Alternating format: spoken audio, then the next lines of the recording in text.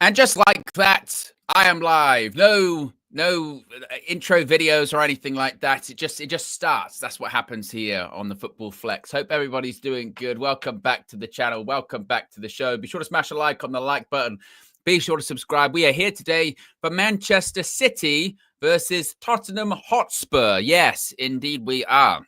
Massive game. Of course, last weekend, you could probably say the biggest game of match week one certainly was Manchester United versus Arsenal, wasn't it? But for this week, looking at the fixtures, it's this and the Monday Night Football, isn't it? We've got, obviously, Manchester City versus Spurs.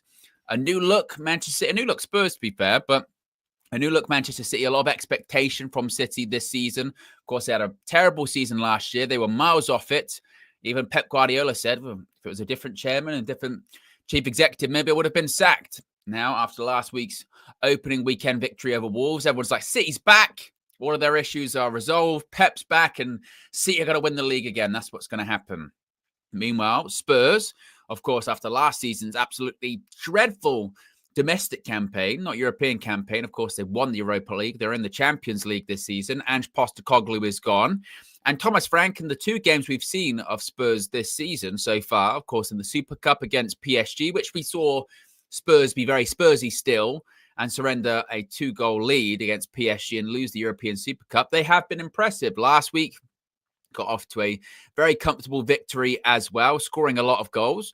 And once again, we're seeing Spurs be adaptable under Thomas Frank. That's what Thomas Frank does, is adapt and change his formation, change players, change styles depending on the opponent. And this is going to be a really interesting case study today to see if he can do it once again against a very impressive Manchester City team. And it's going to be interesting to see just have City even improve that much. Okay, they went away to Wolves and won, which isn't easy to do by any stretch, but still, they got beat by Spurs quite comfortably last season.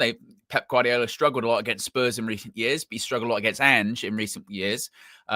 Maybe not so much against... Well, they did lose against Antonio Conte, didn't they, at the Etihad a few years back? The point being is this is going to be a really interesting game, isn't it? I'm looking forward to this one as a neutral, certainly. I can see everyone in the chat. Fabsy's in there as well. Big up Fabsy. Bonehurt's in there. MXG says, late. Don't know what you're talking about, mate. Skiliano says, Frank is such a smart manager. Indeed, he is. Skiliano says, Wolves are a poor team, though. Lost Cunha, Aït-Nouri, and Semedo.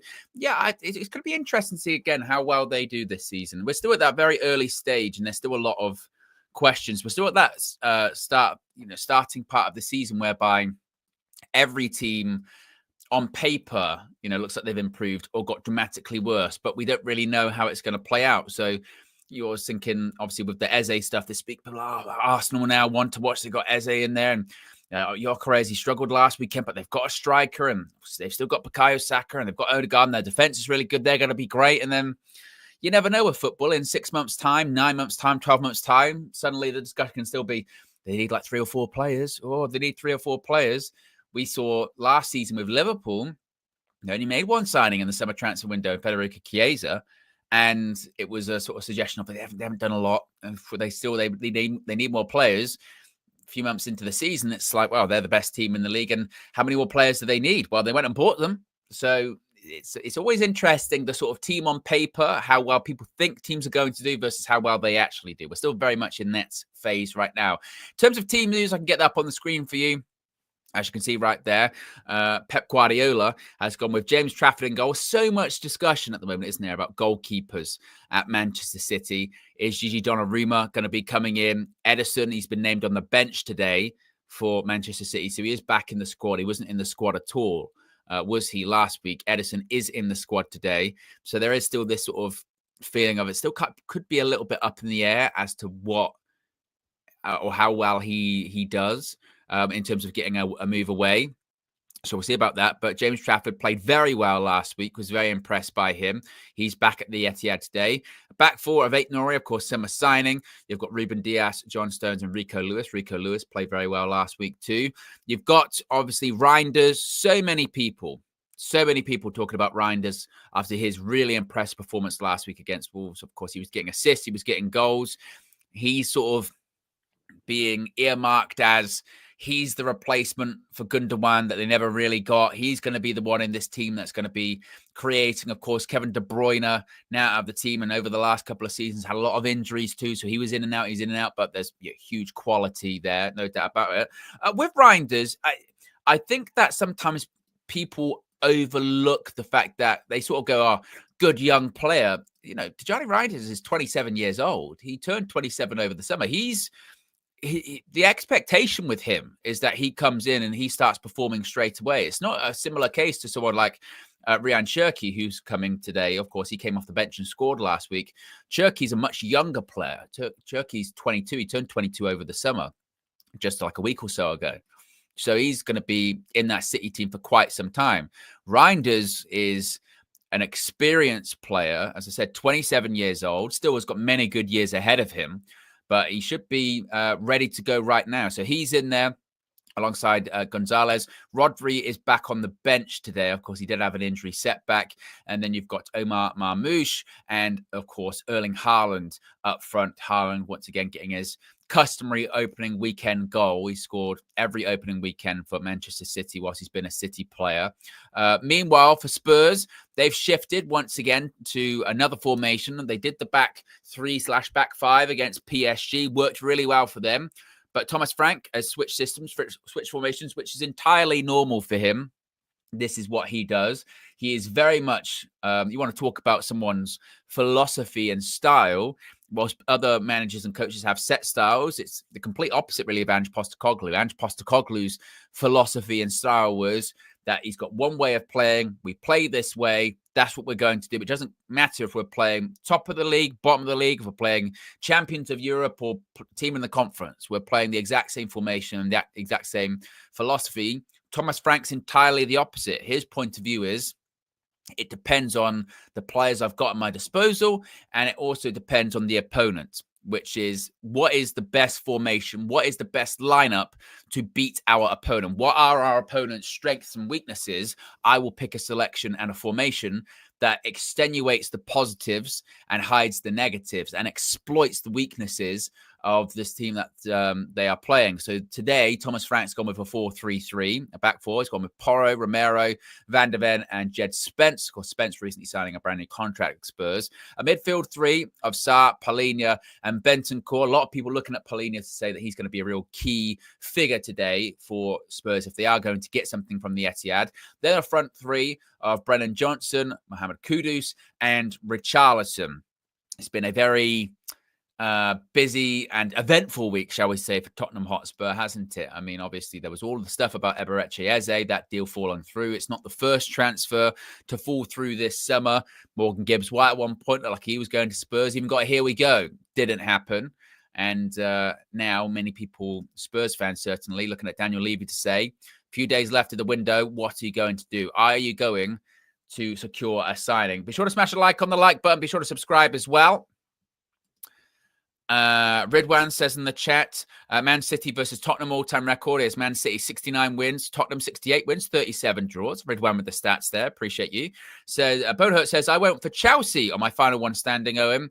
Can't trust Arsenal or the newly promoted team. Good luck. I know I did the pick on the Friday's transfer view. And I went with Arsenal in the end because there wasn't one that was kind of just standing out to me. Look at that stare by Thomas Frank. My goodness. Yeah, that's what I went with in the end because I felt that, sometimes when you're doing those sort of things, when you have to pick, the Sunderland one was just standing out to me last weekend. But I've got like I did last week, I've had the noodles out of my gym kitchen. We're now into sort of the broth, which is a nice warm, like I'm sitting in the stands. Let me know what you're eating, what you're drinking. Big up Jamie, says I went Sunderland this week. Back in Sunderland.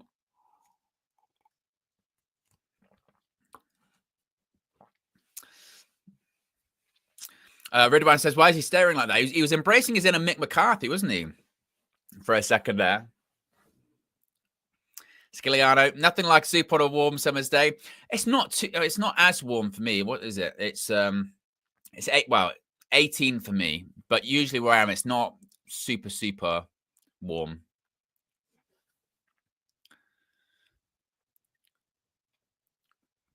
As we wait for kickoff, I mean, you got on to us for being late. They're a minute over. Look at this. It's 12:31. We should have kicked off by now. Disgraceful. If I had the soundboard next to me, I would press the button, Kenny. Disgraceful. Absolutely disgraceful. So we wait for the ref to blow the whistle. And then we will be underway. Look at that. City, it almost looks like a back five. And we're off at the Etihad for this lunchtime kickoff in match week 2. Premier League is back in action, well underway.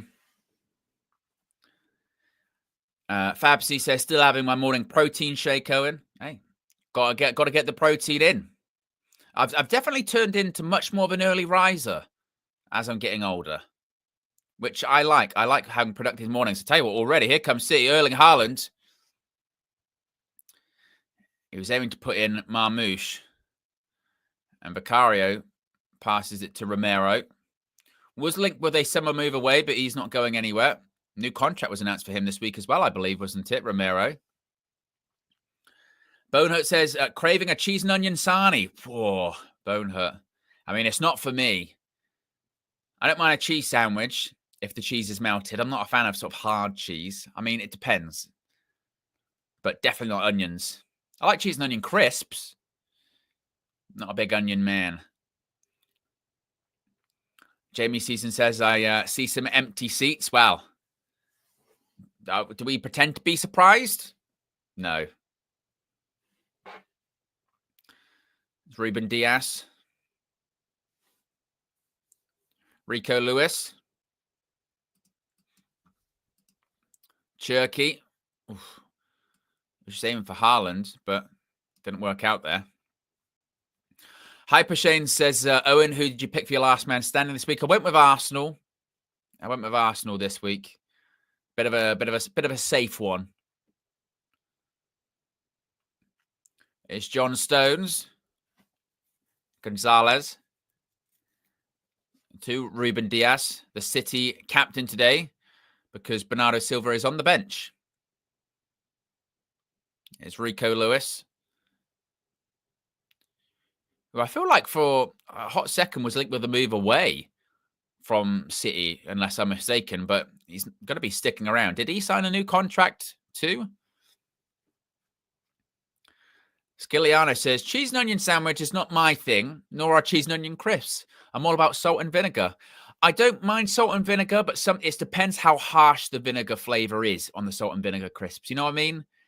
You know, like I don't like the ones where you have salt and vinegar crisps and then you have them and you go, whoa. You know, you can feel it right in like your jaw. There, you go, oh. I like almost sort of a salt and vinegar flavor that's somewhat sweet, not that overbearing, maybe. Vicario aiming for Jed Spence, kept it in and controlled it really well. Yeah, I thought it was a foul. Referee is Peter Banks today. Ridwan says, I used to love grilled cheese toasties as a kid. The lactose intolerance doesn't like it. But tell me about it, Ridwan. Absolutely. It's funny how those things just happen, isn't it? I'm the same as you. Love a cheese sandwich, toasted sandwich, or, like a cheese wrap that's melted. But basically, you can melt cheese on anything, and it's unbelievable.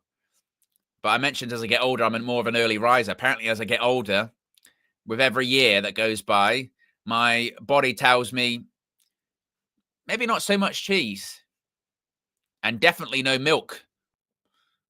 Milk's a no-go, which is annoying.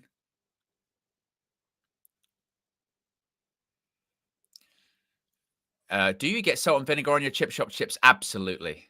Absolutely. You've got to. Salt and vinegar on the chips. A lot of it. Here's Marmoush. Oh, a bit of a miscommunication. Straight to Papsar, and Papsar puts it straight out for a throw-in. Jamie says, maybe less monster. Never. In fact, someone showed me a new flavor yesterday that I'm very excited to try. I can't remember what it was called. But, yeah. That is one vice that, unfortunately, I'm not gonna. That probably isn't gonna go. Mushy peas is my favorite on chips. I'm not a big mushy pea. Always a bit of a slip there by John Stones, and Spurs have the ball back. Not a big mushy peas guy. Big gravy fan with chip shop chips as well. You cannot beat a good northern chip shop with proper homemade gravy. None of that Bisto shit. There's nothing worse than going into a chip shop. You see they do gravy, and you go, great, I'll have some gravy, please. Comes in the little tub. You open it up. You dip a chip in, or you pour it over. Take a bite, and instantly, like that, because if you're a connoisseur, you know, you go, it's Bisto gravy. Lazy. Lazy and disappointing. If you're going to do gravy, put the effort in. Got to be homemade. Separates your sort of average chip shops from your elite ones, in my opinion. Free kick for Spurs. The Spurs players are right up against that Manchester City line, which is about 25 yards out from the box. And it's going to be Porro to take. Towards to the back post. Bentancur. He won the header and it was cleared by Erling Haaland. And a City player goes down. I think it was Marmoush who was claiming something. Oh, it's good control there by Mohamed Kudus. Jed Spence. And a bit of a possession now for Spurs. Linda says, adding gravy to chips is mental to me. Never got it. It's definitely a cultural thing. Paulinho's tried that ball over the top. Kudus had started running, but he was never going to get there, and he was offside anyway. But it's definitely a cultural thing and a sort of regional thing. Up north in England, it's just par for the course. Chip shops, gravy, absolutely. I'm not sure where the cutoff is. But obviously the further you go down south, the less sort of not accepted, just available. Sometimes it is. Some chip shops you go into in like London, if you say gravy, they'll look at you like you've got three heads. And I tell you what, that's a free kick. Haaland lost the ball just outside his own box, and it's Richarlison just nicked the ball off him. Look at that. It's held up to him. He takes on the chest. It's a bit of a heavy touch, and suddenly the pressure's on. And Haaland, it's a clear foul. Clear foul on Richarlison. And this is a free kick in a good position for Spurs. Someone said KFC gravy. Bonehurt said it. Bonehurt knows. KFC gravy. Now, they have changed it. It's a bit more watery than it used to be. It used to be really like thick gravy, and it used to be unbelievable. I still like it, but it's not as good as it used to be. But it's still good. Fabsy says, oh, and a fish fingers and spinach a thing in the UK. Oh God, no. But I'm not a big spinach fan. I like fish fingers, but definitely not. Now, Pedro Porro is going to take this free kick again. We're over 8 minutes into this one. Say Spurs have settled, started relatively well. It looks like Porro will have a go, I think. Porro steps up and takes. Goes straight into the ball. Takes another shot. Oh, side netting. And the second attempt was much better than the first. Take a look at this. Oof. Yeah, the second one was not bad at all.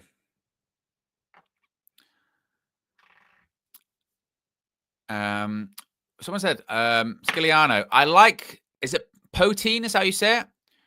It's a Canadian dish of chips with melted cheese. Yeah, I'd be into that. Yes, I would definitely try that, Sciliano. Definitely. Porro, oh, I tell you what. Marmoush, oh, just wide. And I tell you what, Pedro Porro made a right mess of that one. He puts his keeper in a really bad position here. Look. Just a long ball up the pitch. Ball doesn't even flick on. He goes to try and head it back to Vicario, and it's a poor header. And Marmoush, he's really unlucky. Oof, just wide. But nearly a gift from Pedro Porro from one end to the other. Bonnet says, it's not what you expect, more curds rather than straight grated cheese. Oh, interesting. Kuzak says, Owen, have a word with your colleague. His time management is a myth. The thing is, which one? Because you could be talking about a few. you could be talking about a few of them. That's a great tackle, that, by João Palhinha. And that is what he's good at. Ball hit up the pitch. But Charleston couldn't control that. Oh, KG. Wow. Oh, Trafford under pressure. Nearly choked on my soup. Kudos.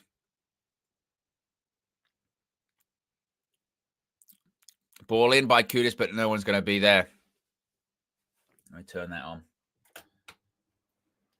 Soup's heating me up a little bit too much. If you haven't already, click the like button. Be sure to subscribe to the Football Flex. Ooh, I tell you what, and Trafford just about gets away with it.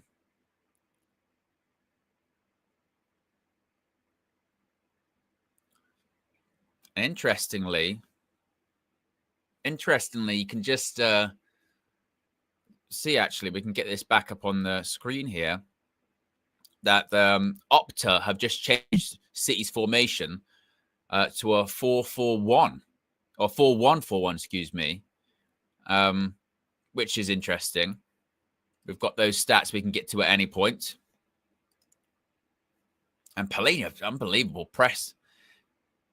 I mean, this is what a lot of people were talking about with that João Palhinha signing. If you're getting the João Palhinha that was at Fulham, you're getting a real top player. This was a player that teams in the Prem wanted. City are on their counter-attack. Here's Oscar Bob.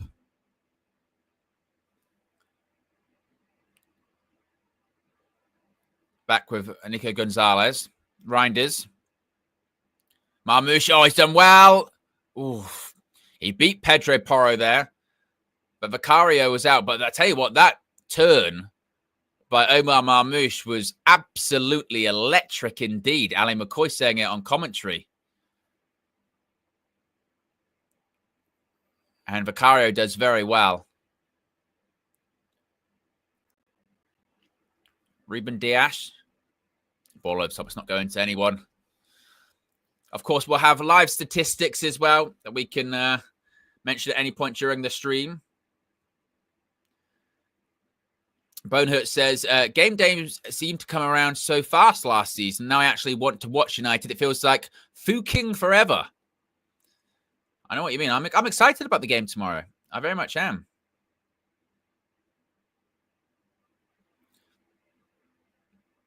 And Spurs definitely trying to play out from the back quite a lot in this one. Is Kudus. I tell you, it's really good defending by Aït-Nouri.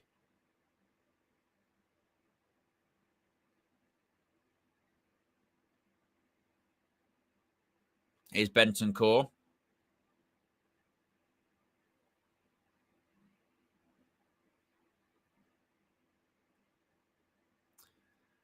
Vicario passes it out to Romero. Another bit of Spurs possession.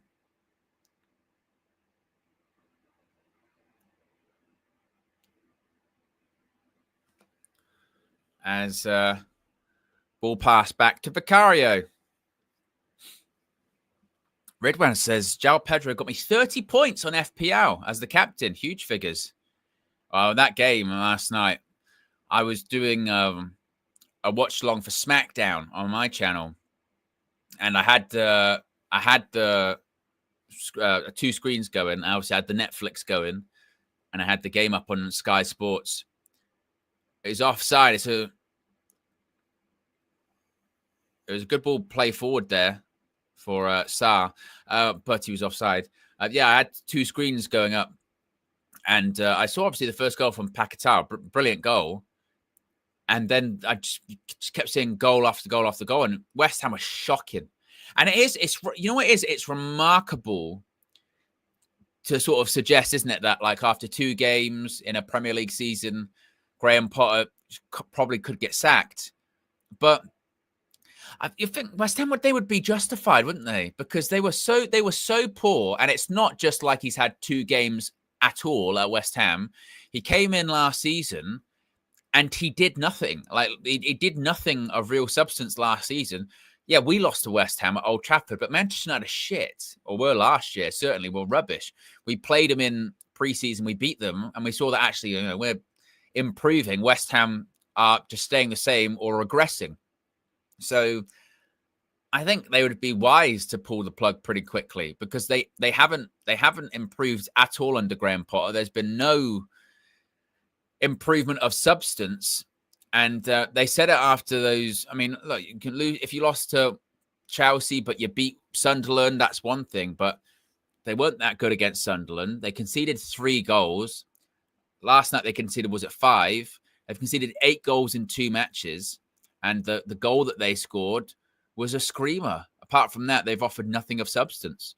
So I think Graham Potter, I think his days are a bit numbered. Aaron Wan-Bissaka, yeah, he was shocking yesterday. Every time at the back post, I mean, if you're a United fan, which I know a few of you may be, how many times did we see Aaron Wan-Bissaka lose concentration, someone behind him at the back post tap the ball in? It happened on like 3 occasions last night. It was, a real poor watch. And Bernhardt mentions it there. There's now this kind of discussion surrounding Graham Potter of like, because obviously for the longest time he got praised for doing a great job at Brighton, or he did such a great job at Brighton. But every manager that's come in has done better than him, and actually quite considerably so, right? So obviously you had Roberto De Zerbi came in, did very well with Brighton. You've had Fabian Hürzeler come in, do very well with Brighton. And there's even now this kind of like half suggestion of, was Graham Potter actually like underachieving with Brighton? But because it was Brighton, we weren't used to them having success. We just sort of went, oh, he's done really, really well. But was he actually kind of underachieving, considering the real positive footballing structure they've got at that club? Obviously, went to Chelsea, failed epically, and now he's failing just as spectacularly at West Ham. It does say quite a lot, doesn't it? And if this goes the way you think it probably will go for him at West Ham, what's his next job even going to be? It'll probably have to be Championship or team that's about to get relegated, Is Marmoush. It was beaten away for a second there by Vicario. Nearly landed for Erling Haaland. Diaz. Ruben Diaz again. Oh. Defended by João Palhinha.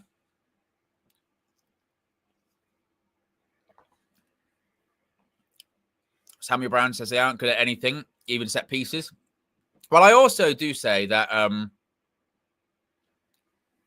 a certain pocket of West Ham, or portion rather, because it's not a pocket, it was a large amount of them, they've only got themselves to blame too, because they live in this perpetual cycle. And the reason I say this is because I'm a Man United fan. I know exactly what it's like living in perpetual cycles.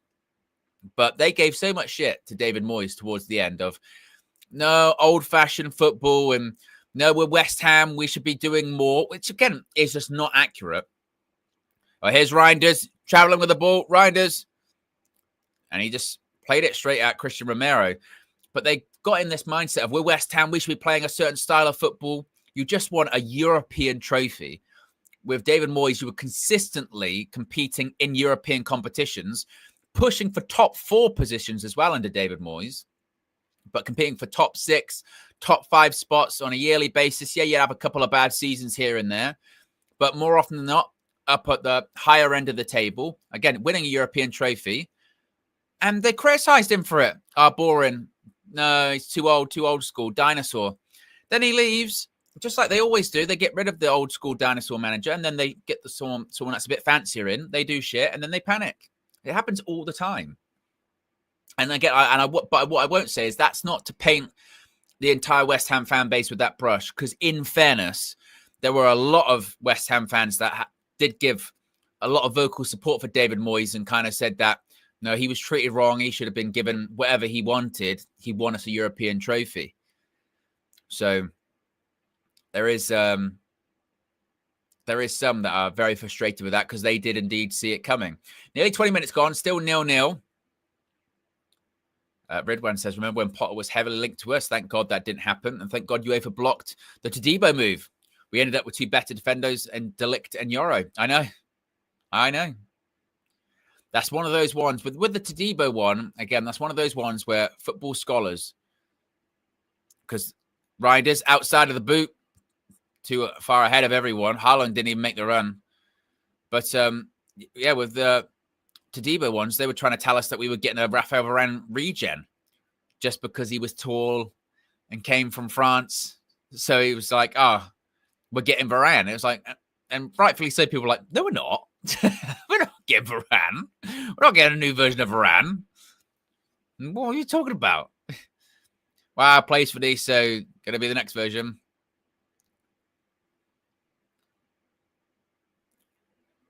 I could see Sean Dyche or Southgate ended up at West Ham. So could I. I don't know if Gareth Southgate would go there because I do think he'll be quite shrewd about where he goes, because Gareth Southgate fancies himself as like an English Pep. That used to piss me off of him when he was at England. He overthought things and thought he was way more clever than he was with his tactical solutions. This is a guy that, with one of the best attacking international squads, still played five at the back defensively, or played five defenders, not even like attacking wing backs, because he didn't trust his players. Now, that worked for tournament football. Would that work for West Ham? I don't know. I feel like it's tailor-made for a Sean Dyche. I think Sean Dyche goes in there, and I think he'd keep him up. Sean Dyche with James Ward-Prowse is the ultimate cheat code. I'm telling you. I am telling you. Sean Dyche, focus on set pieces with James Ward-Prowse to take corners and free kicks. They'd end up finishing top half or something ridiculous with him in there. With Souček in that, with Souček, get tall players in there. You play four centre backs as the back four, and the game plan would be that Ward-Prowse every time I get a free kick. It'd be like when Rory Delap took a throw for Stoke. It'd be like you won't be able to stop it. Tailor made.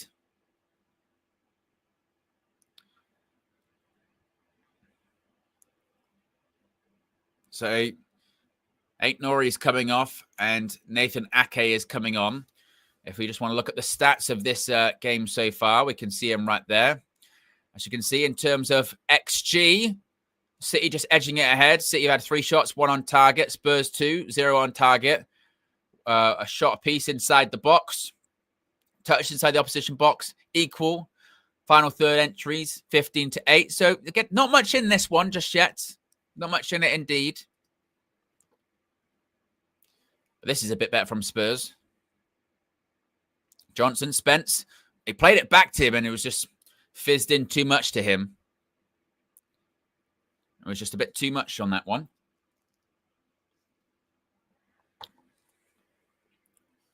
That's Thomas Frank. Shouts instructions. Pen in hand.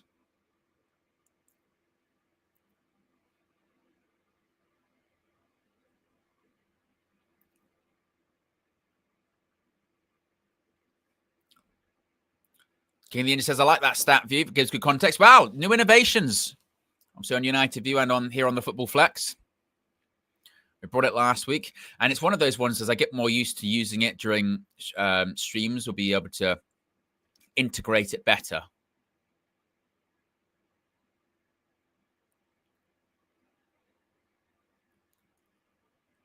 Here goes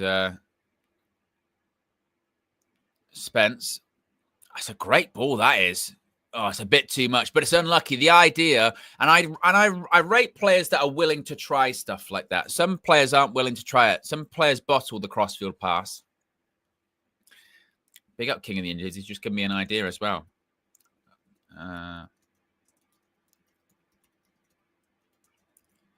Just got to remember that.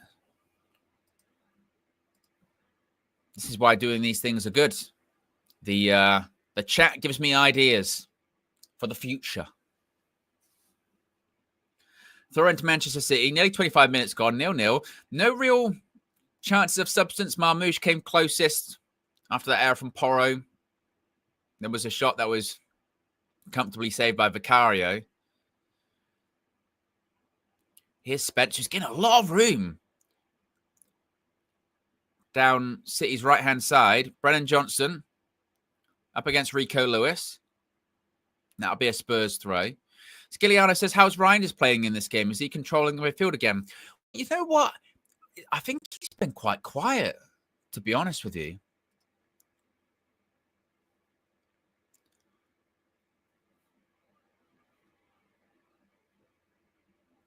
I mean, if we get the stats back up on the screen once again, you can look at individual players here. Obviously, Omar Marmoush with the highest XG, he had that best chance. Reinders, I think, was the one that had that shot that was parried out by Vicario. But again, it goes to show they're the only ones that really created all that much. Spurs, meanwhile, is Pedro Porro. That came from the free kick opportunity where he took the free kick. The first free kick was rubbish, but in the ricochet, then had the shot, which went into the side netting. Those have really been the flashpoints during the game to really speak about that much. Good switch that, though.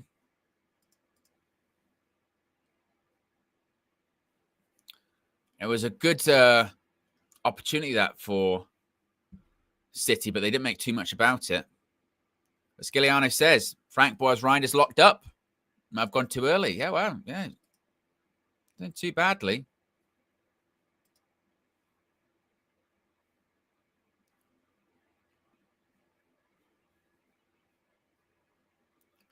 I mean, if you're going to look at the players with the, actually, if you're going to, I think, to be honest, if you're going to really talk about, we'll just let this play out for a second here. Omar Marmoush, who's looking for Pedro Porro, but it's good one. It's well won back by Nathan Ake, high up the pitch for Man City. Diaz. Rico Lewis. Oh, it's just completely misplaces the pass. That's really wasteful.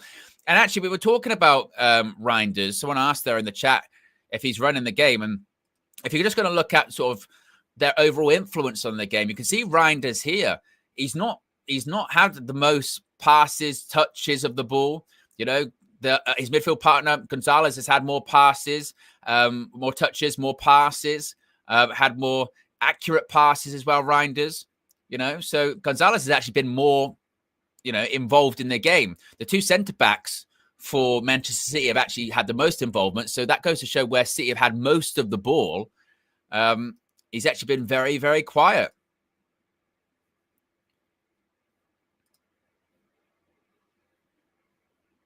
So a very cagey one so far, but I think that certainly they'll be very happy so far with a 0-0 Spurs. Here's Erling Haaland. Plays the ball in behind. That's a good save by Vicario. Well, that's the best chance of the game.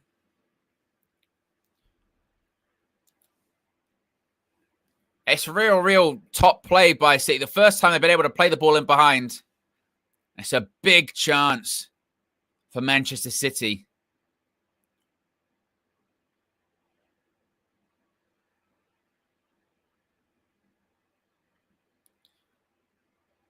And here's City traveling with the ball again. Cherky tried that ball over the top. Didn't get anywhere. Pedro Porro is going to aim for Richarlison. He feels like he was being pulled down. Referee's not having any of it. Well, that'll be a foul, but the ref will give play on. There was no advantage.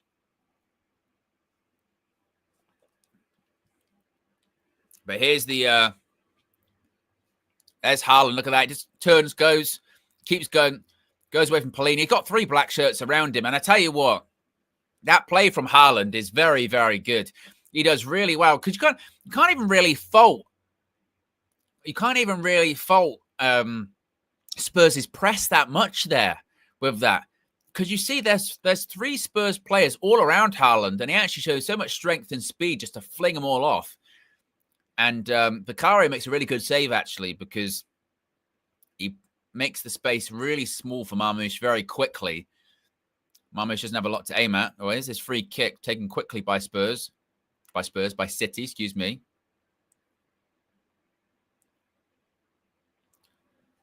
But as one would expect in terms of, I tell you what, that was a 2v1 for a second there for Spurs.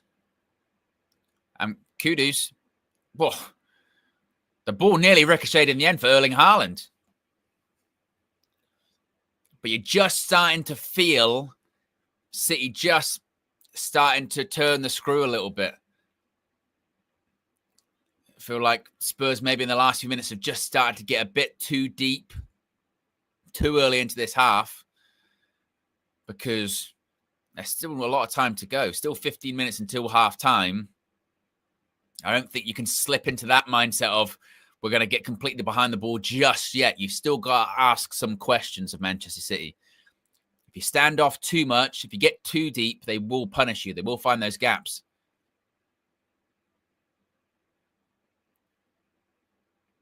And I tell you what, Reinders got away with that one because Kudus, I don't know, Reinders can't let the ball bounce there. And he did. And there, Spurs were just pressing City from the back there. And Spurs have got it back. So there's still that element of sort of shakiness about City, isn't there? And you just wonder, obviously, look, they've improved and they've replaced players, but given some of the defeats and some of the performances and some of the moments last season, you just wonder how sort of psychologically damaging that was to some of those players in the long run. It's a great touch by Kudus. Because defensively, they still just have that little bit where they look like they could concede goals. Is Jed Spence. Van der Ven.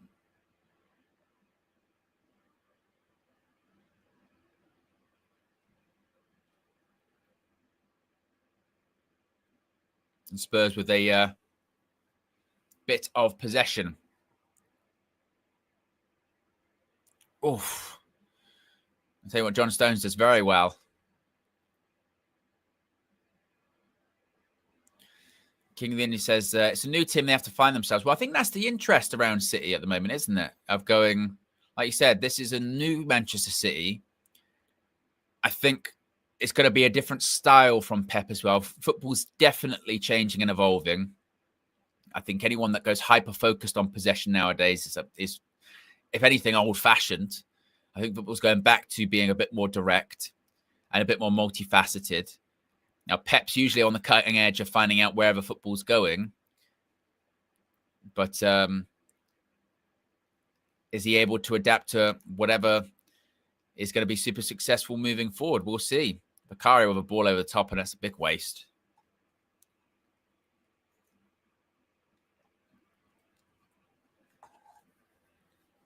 Is Rico Lewis.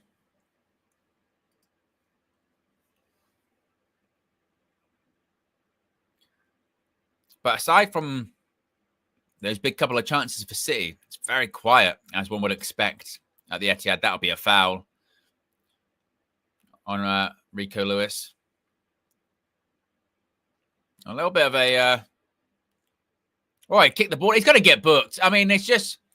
Brennan, I don't know why Brennan Johnson is bothering to do that. You know you're going to get booked. Kicking the ball away. He's standing in front of the ball. He's trying to delay the restart. But then as soon as he kicks the ball, you're going to get booked. And there's really no need. I mean, I suppose you could say dark art, shithousery. In the 33rd minute, is it time for that, maybe? Spence goes all the way back to Vicario in goal. With a big kick up the pitch. Good touch by Van der Ven. Vicario plays it to Van der Ven once more. Bit of pressure on Van der Ven. He's going to have to find a way out. Spence tried to take on Rico Lewis. Didn't work. I'm not sure that was the right decision. And I tell you what, he had time. And Reinders, once again, for all of the praise he got last week, that's a really poor decision. I don't know. Jed Spence, it was a really poor decision to try and just nick it past Rico Lewis. He gets it wrong. But it goes to Reinders and needs another one. Wrong decision. And he's been very quiet, as we mentioned previously when we looked at his stats.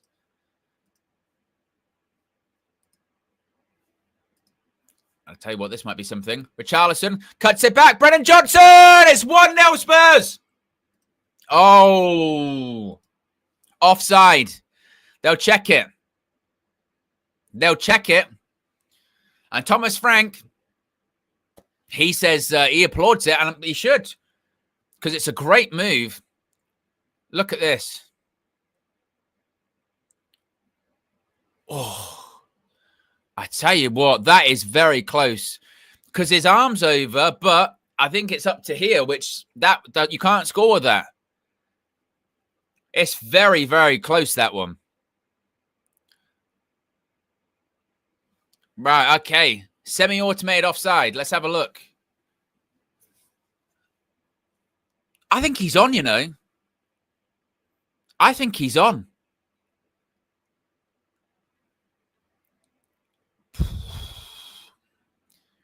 To the naked eye, it's one of those ones he probably looks onside.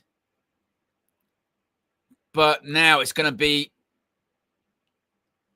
Now it's going to be one of those ones where, like, does the goal get disallowed because that amount of him's offside, which is bullshit. And Richarlison does great. It's a great finish as well. Goals like that should be let. They should be, if it's that tight, they should be left onside, because that's changing the game. That's getting goals. But I guess if you're offside, you're offside, right? Oh, I think it's going to be on. He's going to be on. Goal given! Goal given! And it's 1-0 to Tottenham Hotspur. And we see technology work. We see technology work. And Spurs and Thomas Frank, they've been getting jabbed. They've been getting jabbed a little bit in the first half. But they've just been eating the punches, making sure they've got a good guard, can't get past. And then a big sucker punch. It's a great ball by Richarlison and a great finish by Brennan Johnson. He adapts. The pace of the ball beats James Trafford, and it's 1-0 to Spurs. And now, for all of this chatter about the new Manchester City, new City, what they can do, what they can achieve, it is 1-0 to Manchester City. And 10 minutes to go till half-time. But Spurs are a goal up. And as I mentioned, you guys, I did the Super Cup watch-along, didn't I, on this very channel? I said Thomas Frank will be perfect for Spurs.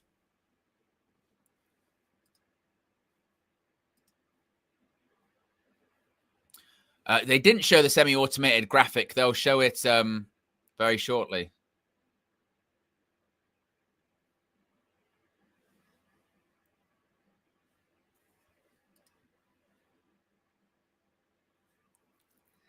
That was Spurs' 1-0 to... I keep doing that at the moment. I'm doing too many streams. 1-0 to Spurs, excuse me. 1-0 to Tottenham.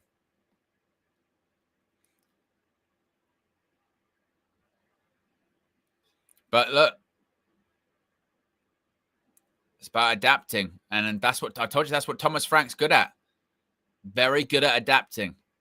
Depends on the game, depends on the players. It's what he does.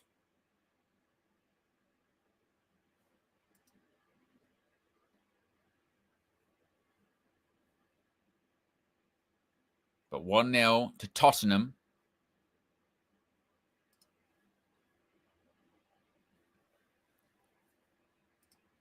Let it bounce again. Kudus. Whoa. And he did well in the end, actually. James Trafford. I think he just got there first. Pedro Porro. Wait, my God, that might be a penalty. That might be a pen. And Pedro Porro's, they'll look at it again, and that could be a penalty. They'll have a look. To me, I thought that was a pen. Here's a ball to Oscar Bob, but Spence and Van der Ven clean that one up. And well, they got to figure out if they're going to have a look at it. Right, will they have a look at this? I thought it from the naked eye again. I thought it was a pen, but we'll have a look. Well, it's outside the box, anyways.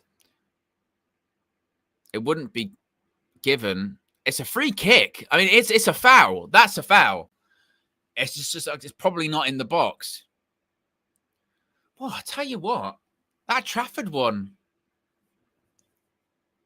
Well, he kind of gets the ball, but he does take out the player a bit there. So they're going to have to check a bunch of things. I think they're saying check complete for the Porro one, which is the correct decision. It's not a penalty, but it was a free kick. The ref still got the decision wrong. It was a free kick, no doubt about that. My goodness.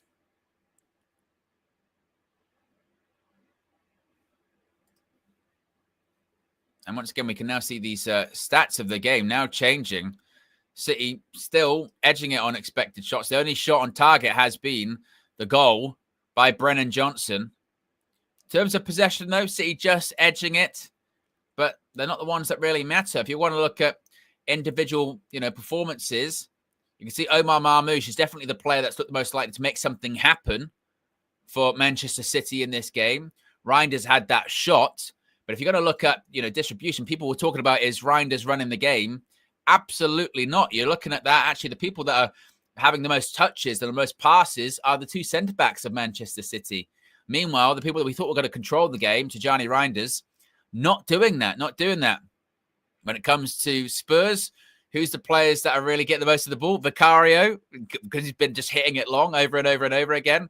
Brennan Johnson, he's, if you want to look at attacking, actually, Brennan Johnson, he's the one that got the goal for Manchester City, and he and Pedro Porro, which is what on that? So he's on the left-hand side, isn't he? Porro's on the right. Those two wide positions are making it look like they're the ones that are going to make it happen. But importantly, the most important statistic of all is 1-0 to Tottenham. If you haven't already, click the like button. Be sure to subscribe to the Foot Flex.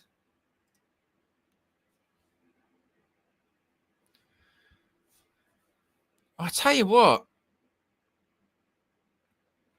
I mean, it's one of those ones there by James Trafford where it's a bit, that is a, like Ridwan says it there in the chat, it was starting, it's a bit of a mess, isn't it? It's just a bit of a mess. He probably just about gets away with it, but it clatters into Kudus, doesn't he? That's really good defending by Jed Spence. But clatters into Kudus, the ball does hit his hand.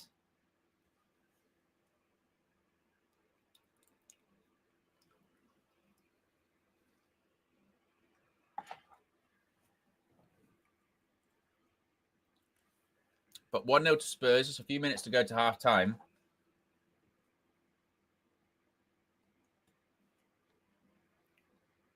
Here's Spence. Tell you what, this, oh, there you go. Richarlison, and I mentioned these sort of psychological scars that are there for City from last season. They're still there. Here's Pap Sarr. Nah, should do better there. Cherky does very well. Good feet as well. Oh, what a touch that is. Cherky. John Stones fired one at him, and it was a great touch. But Sarr now wins it back.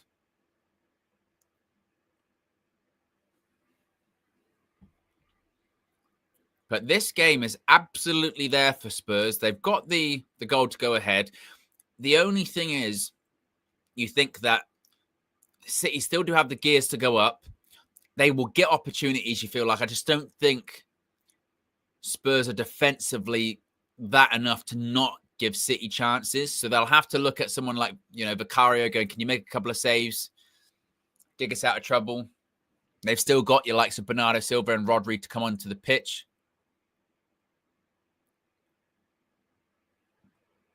Trafford. Cleared by Ruben Dias. Good header by Romero. I mean, apart from that moment where Haaland got the pass through to Marmoush, and it was a good save by Van der Ven. Travels the ball well there. We haven't seen that much of Erling Haaland, have we?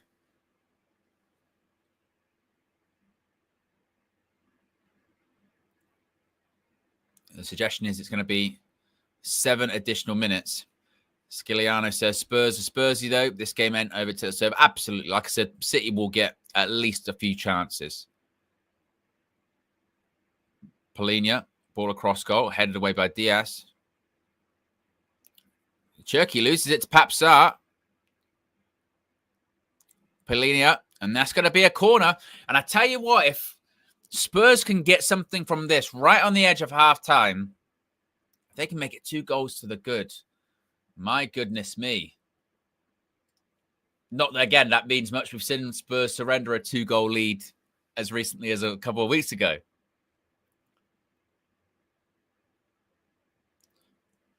But it is going to be a corner here. 7 additional minutes. 7.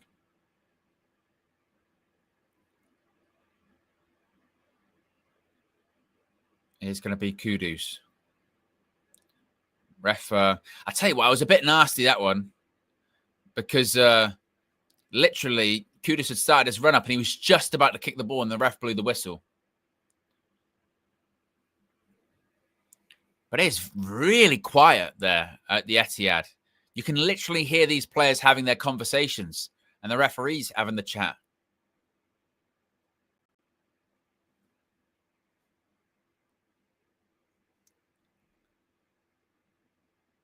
Here comes the corner once again. Ball in towards the back post. It was Richarlison with the last touch, and that's going to be a goal kick. But yeah, we've got 7 additional minutes. 7 minutes of stoppage time here.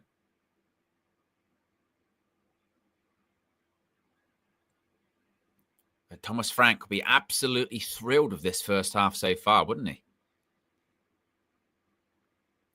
Trafford. Oh, it's not a good pass. Richarlison takes the shot. It's 2-0. It's an absolute disaster for James Trafford. And I tell you what, that might be the moment where Pep Guardiola says, I'm sorry, James, but I'm gonna have to go get Donnarumma. I mean, I don't know. Donnarumma, he's not known for his passing ability, certainly, but that might be the thing that makes City go get Gigi Donnarumma, because that is an absolute hammer blow. It's an absolute disaster for the England goalkeeper. And to be honest, he's looked shaky when it comes to passing up from the back. He waits too long, and it's such a hospital pass. And to be honest, Spurs do really well to keep it alive. Just go long there. Look. The pass isn't there. And Spurs do keep it alive. João Polina gets a bit of luck, actually, because he smashes it off. Who's he get deflecting off? Polina just puts his foot through it, and it goes in the back of the net. But get ready for Donnarumma Medical. Donnarumma Medical incoming.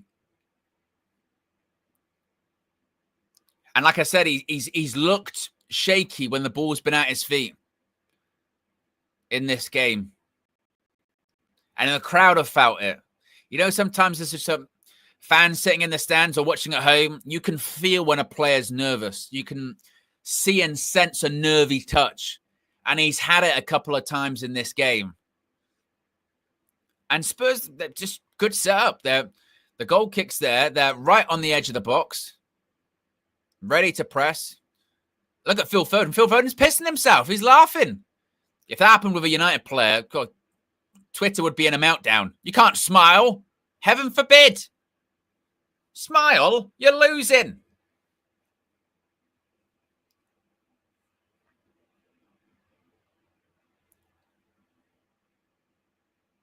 But as Ali McCoy is saying there on commentary, the goals are really avoidable for Man City as well.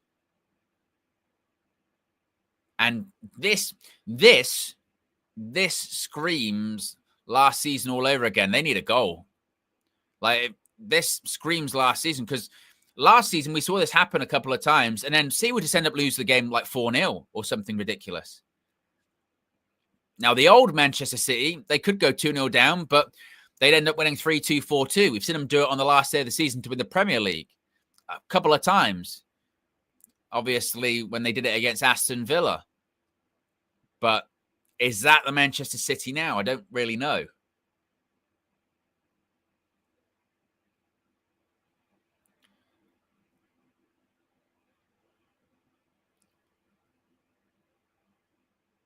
Oscar Bob trying to get forward to Jed Spence. It's going to be a corner. But Jed Spence had another good game so far. But that goal there, it's just a total mess. Total mess, isn't it? There's a corner for City. Ryan Cherki's over it. Oh, it's a shocking delivery. It's awful. Easily headed away by Pedro Porro.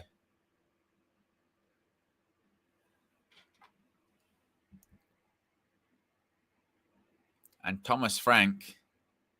I mean, it may not have been Spurs this week in terms of the transfer market. Let's let this one play out. Oh.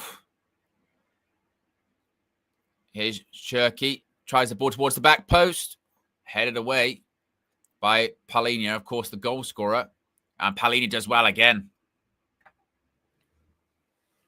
Show says, Owen, this is what you call coaching. Look, Thomas Frank, like I said, he's the perfect. I think he's going to be absolutely brilliant for Spurs. I really, really do. I've said that since the get-go. I think this idea that people turn their nose up at Thomas Frank for it, he adapts. So, win football matches, compete. You've seen the teams, they've gone up against Spurs so far this season. PSG, look, ball in, cleared. It was Spursy, but that team really, compared to where they were last season, has got no business competing with PSG. He's coached. Nah, he's looking for it. If anything, I think Rico Lewis should be booked there. Because it's Oscar Bob, excuse me. Because it's a dive.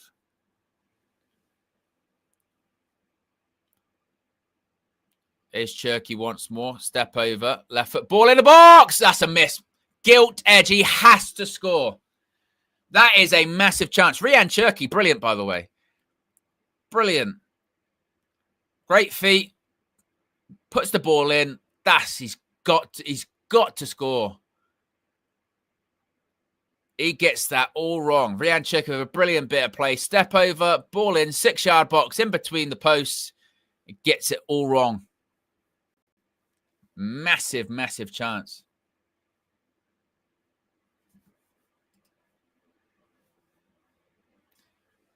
That is surprising, isn't it? To say the least.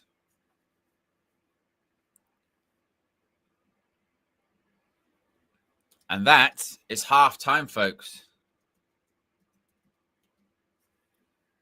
Half-time.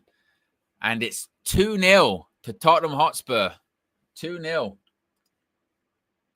Wow. Thomas Frank is at an absolute masterclass so far. A goal by Brennan Johnson, given by semi-automated offside. And then a second absolute disaster for the new goalkeeping signing. And I think Gigi Donnarumma is on his way to the Etihad. It certainly sounds like that, doesn't it? I mean, we can get the stats up for you on the screen to tell the story of that first half. As you can see right there, City should have had a goal, really, particularly with that Erling Haaland chance right towards the death there. City edging it on expected goals because really that the goal that they scored, the second one, Spurs, it's a nothing chance, isn't it? It's not like a chance they've created per se. I mean, they put the pressure on, I suppose, but City, they have some of the positive metrics there, but it doesn't matter. It doesn't matter at all. They've looked shaky playing it out from the back. The players that people were really talking about, the most going into this game in Reinders, he's actually been relatively quiet in that first half in terms of controlling the game, dictating the tempo. Not done that. Going to look at attacking chances. Marmoush has had a couple of shots. He obviously had that one-on-one that was created by Erling Haaland, saved by Vicario, did very well there. Of course, Haaland right at the end there has that really good opportunity, which would put the ball over the bar. Meanwhile, if you're going to look at, your attacking threats from Spurs, this goes to show again, they're not like gilt-edged chances or anything like that. I mean, it's a good breakaway, the first goal. And if Brennan Johnson had missed that, then I think there would have been a lot of people going, asking serious questions. The Paulinho one, like I said, in terms of actually, it's not even technically a chance, it's an error. But in terms of who's had the most of the ball, for Spurs in that first half. Again, it's been the centre backs, because mainly they've been staying resolute. Most second most touches as a goalkeeper, been going long. But they've done very, very well in that first half. They've done very well, looked very solid, and Spurs find themselves 2 goals up. Yes, we will see how this indeed plays out. Let me know your thoughts about it in the chat. What are people saying? Ridwan says, Edison's face after that Trafford stinker. Well, it's a weird one. I don't even know if it's like, because I should be in the team, because I think he's on his way out, isn't he? You know, he's on his way out. So it's not even necessarily that, is it? It's just more like, yeah.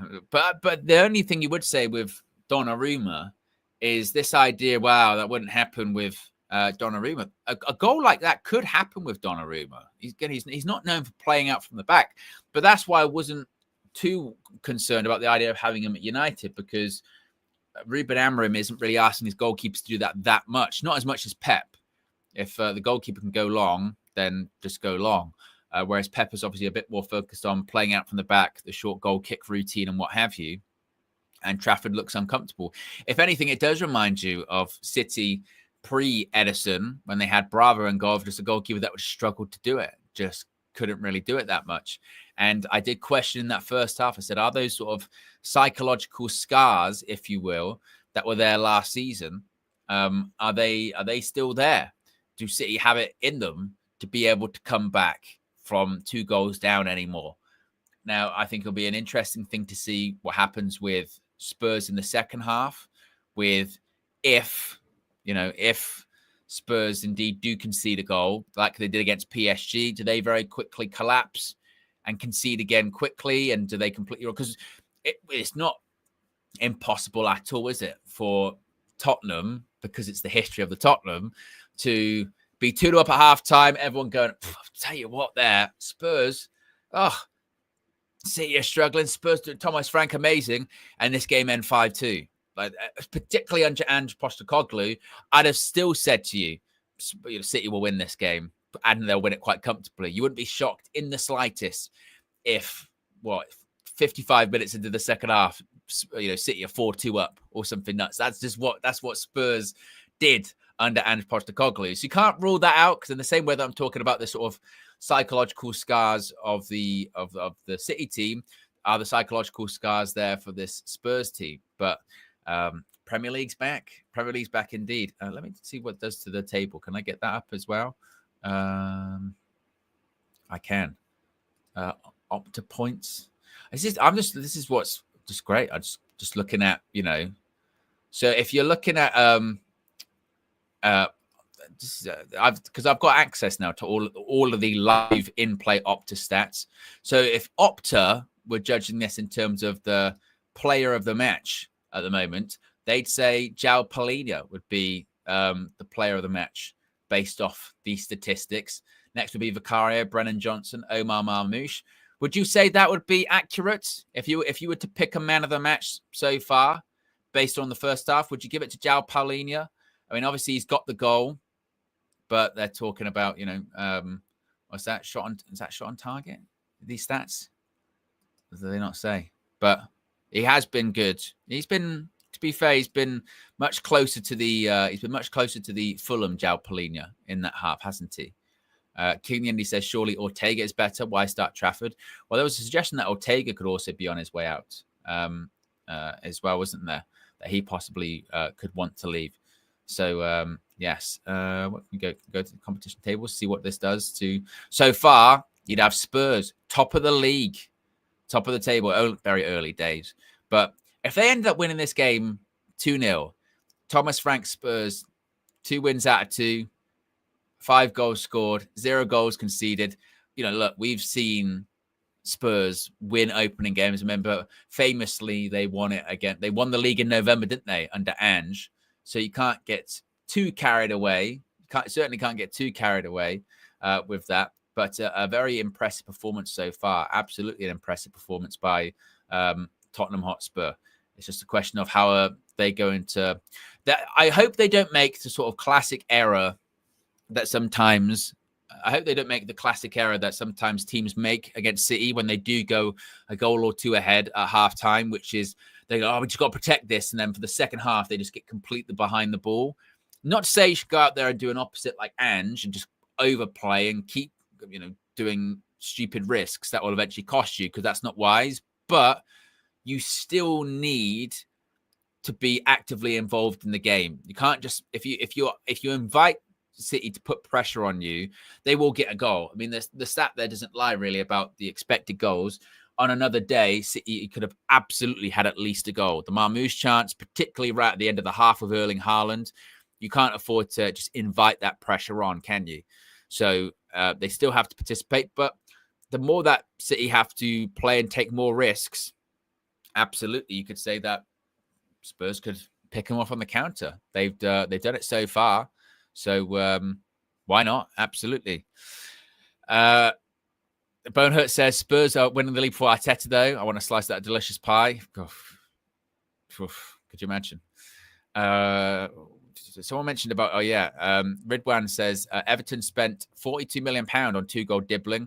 I want 50 million minimum for Garnacho. Same Dibbling as well that was quoted for like 100 million to Manchester United, which was ridiculous at the time. And everyone knew that. And when, the pushback of he's not worth that, by the way, he's not worth that price. People are like, oh, Manchester United. But he's not. And he went to Everton, which is the right move for him.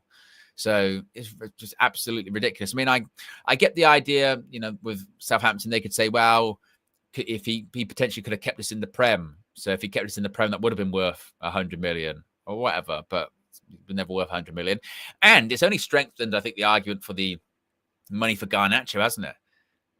In what reality can Chelsea go, oh, we still want to pay 25 million for Alejandro Garnacho? Sorry. You sold Noni Madueke for what, close to 50. I think it was 50. Was it 52 something ish? You sold Noni Madueke for that. Diblin, again, it's just gone for 42 million pounds. In what reality are you? What reality are you spending 25 million on Garnacho? Yeah, I know.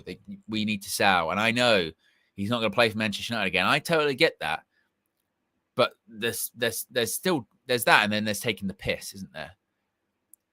Now, I remember last year when we loaned out Jadon Sancho to them in the summer window, rather, on the last day. And remember when 25 million for Jadon Sancho was seen as a bit of a steal? Remember that? At the time, it was, they've got a buy option for 25 million. They've ripped us off. Fast forward a year later.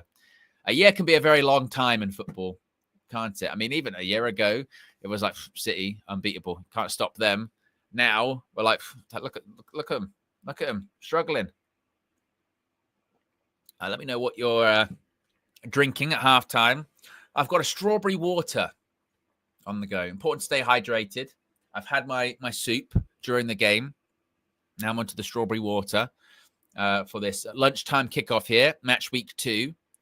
What other games we've got coming up on the Football Flex? A reminder, we've got Monday. This is a So Low-in stream. Monday, it's going to be a So Flex stream. Yeah, a So Flex stream because he's going to be doing, well, at least he said he's going to be doing the Liverpool. It's Newcastle, Liverpool away from home, I think. He's going to be doing that game.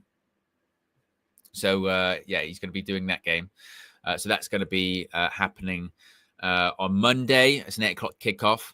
I won't be there because I'll be doing Raw on my channel. So we got that coming up. And what else? And then the week after that, what games we got coming up the week after that? We did say what we were going to do. What games did we say we were going to do? Premier League. So we're doing Newcastle, Liverpool on Monday. Flex is doing that. And then next week we're doing Liverpool, Arsenal. God, Liverpool got some big fixtures, don't they? It just goes to show that that turnaround they had in the first match day against Bournemouth, really important because got to go away to St James's, which is not easy. And obviously, I know there's a lot of drama surrounding the the whole Isak situation. But I'll tell you what, that's going to be a tough one. And then they've got Arsenal at home the following week. My goodness me, some big games. I tell you what, as well, guys. What day was it? Wednesday.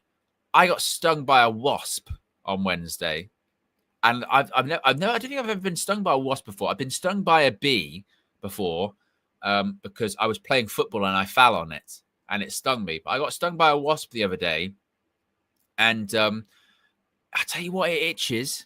Oh, I mean, it hurt a little bit at the time. It actually wasn't as bad as I thought that was going to be. But I got stung by a wasp, and God, it itches at the moment where I got stung. How annoying. And I feel like maybe it's just me where I am, but it feels like there is an overabundance of wasps around at the moment. They're everywhere. Oh, you cannot have like anything to eat or drink outside, because they're in. They'll just fly at you all the time. You have to go like, and even with wasps, I try and be nice. You try and do this sort of do the gentle. Just go away. Just go, go away. So you can't have that drink. Just go away. I know you like sort of sweet things or food, but you can't. Just go away, please. Go away. And keep coming back. And one stung me, which is again, itches so much. Stephanie Jenks says, set something aside for them. Does that work, or does that just attract more of them? Maybe. Fab says, a new Marvel movie coming soon to the cinemas. Owen and the Wasp. Oof. Oh, Thomas Frank being interviewed at halftime. What's he saying? I'll have a listen. Says about keeping the ball when they can. High pressure is key. Don't sink in too deep. Said must be delighted with the goal. Is the game plan going exactly how he hoped it would? Says positive parts. There's things he would like to do a bit better, but still positive.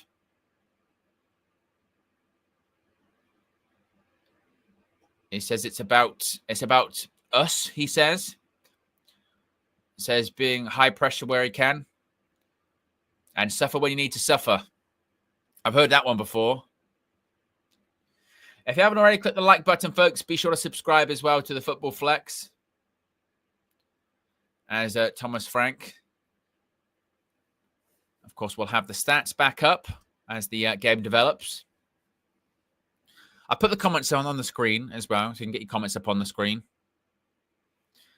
Ridwan says, would be surprised, or maybe wouldn't be surprised if Frank changes to a back five now. It works, some sweet liquid on the side. I'll have to try that. I'll have to give that a go. Yeah, I felt bad because where I got stung by a wasp. There was loads of, families having picnics, whatever. They were everywhere.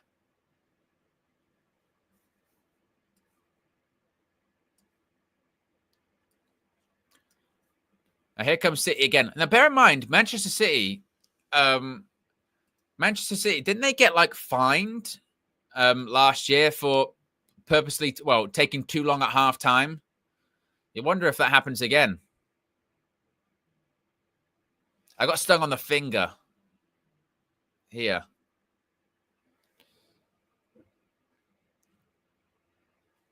It's itchy.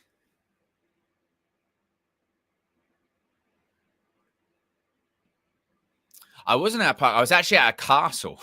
It was a really good day, actually. Lovely weather. I went outside.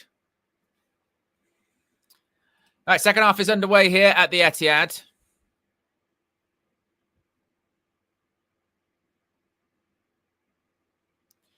And it'll be interesting to see what reaction we get from Manchester City here. Ball forward by James Trafford. Headed back.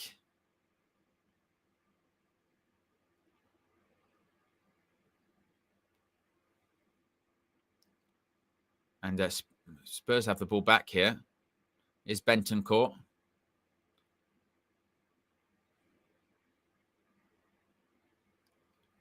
King of the Indy says, now I was watching a series last night and the king died to a bee sting. Allergic reaction. This is too soon for me. Wow. Yeah, exactly, Fabsy. This is what happened. I got outside, I get stung by wasps. I learnt my lesson. Never again. Throw for Spurs is Bentancur. It's like, Jed Spence is in behind here. There's a player down off the ball. Richarlison's down, holding his head. Well, Richarlison just got back to his feet as well.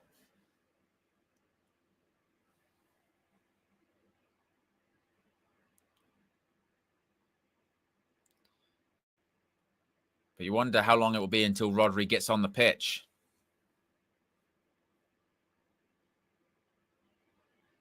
Bit of a better pass there by James Trafford. Trafford. This time just goes long. And Marmoush just slipped over. And Kudus nearly runs into trouble. He might go back to Vicario. No, he tried to take him on. Why did you try and take him on? He tried to take on Oscar Bob. Tried to be too clever there. The option was there to go back to Vicario. And if it leads to something, that'll be so frustrating for Thomas Frank. Good ball in behind. Rico Lewis goes back to Nathan Ake. And it's a great block by João Palhinha again. I mean, João Palhinha, he's been absolutely brilliant, hasn't he?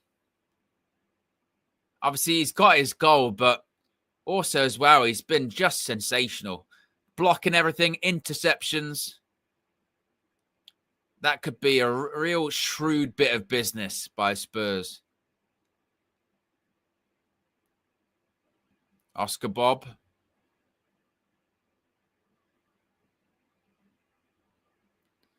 Rico Lewis has got the ball back.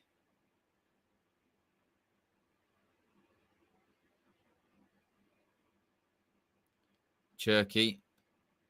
Ake. Marmoush. Once again, does really well. Papsar. Porro puts the ball forward. And Richarlison, he'll try and make it difficult. But in the end, City defend well. John Stones.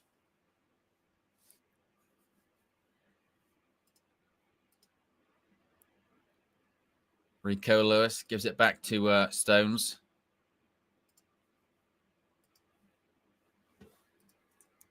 Gonzalez is Oscar Bob.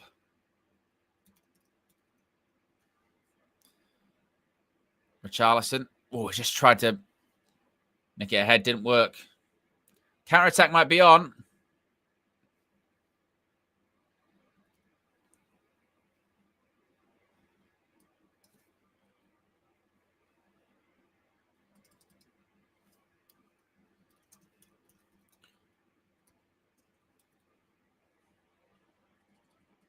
It's a very good day for Spurs at the moment.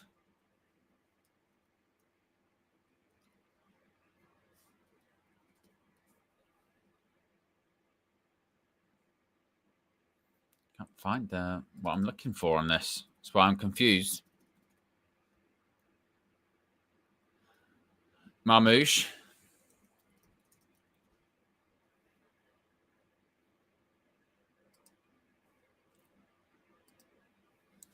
No real width for Manchester City in this game so far.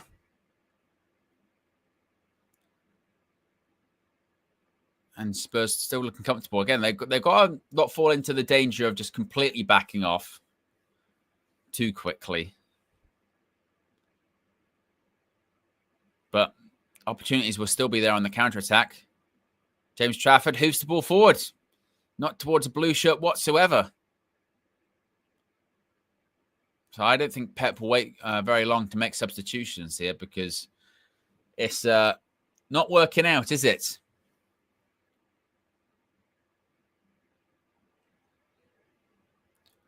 Vicario just kicks it out for a throw.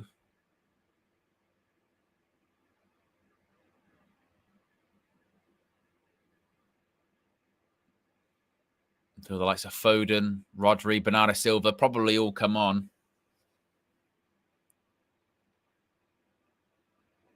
There's Reinders, the Cherky, Gonzalez, Oscar Bob.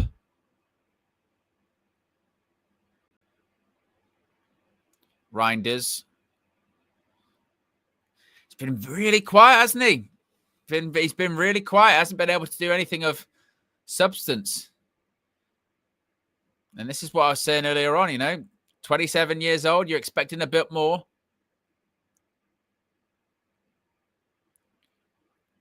Here's Oscar Bob again. Back to Ryan Shirky. Oh, dispossessed. Bob, ball in. Haaland. Oof. Headed the wrong way.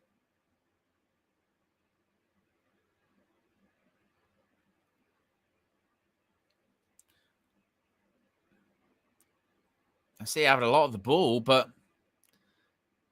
it's not looking super threatening. And that ball looks a bit overhit. And that'll go out for a goal kick. Yeah, Alan McCoy is just saying on commentary, and I think he's right. They're just very predictable.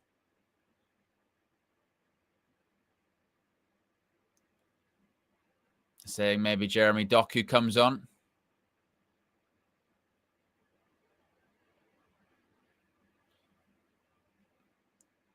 Oh, and they're trying to... And I tell you what, and that might be a foul. Cherky. Oh, well, that's the difference, isn't it? James Trafford made the error in the first half, and Tottenham nearly did the exact same thing. Look at this. Pass back, Vicario. It's not a good pass to Mickey van der Ven. Oof. And it's just a bit too quickie. So quickie to jerky. Excuse me. Quickie, jerky.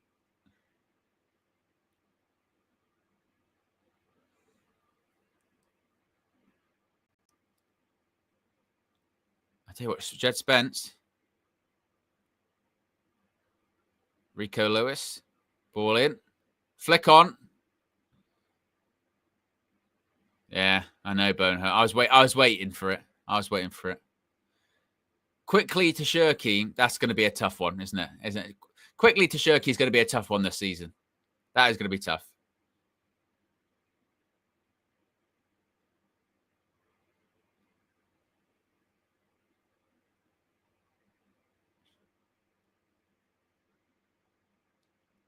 I'm just seeing there.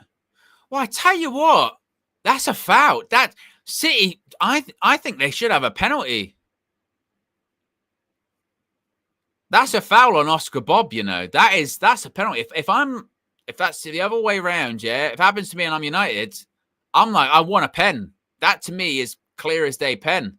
I'm surprised VAR isn't looking at it. Because I'd be fuming with that one. That's a penalty.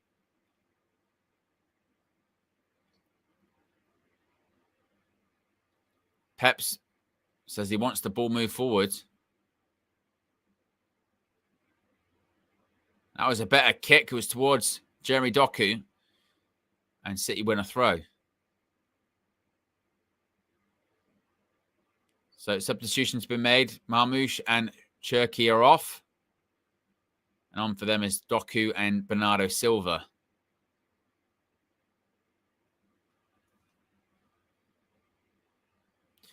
I mean, and I get the idea that VAR, it's about, they don't want them interfering that much. But that to me is like clearly a penalty that they've got wrong. That's a decision that should result in a penalty.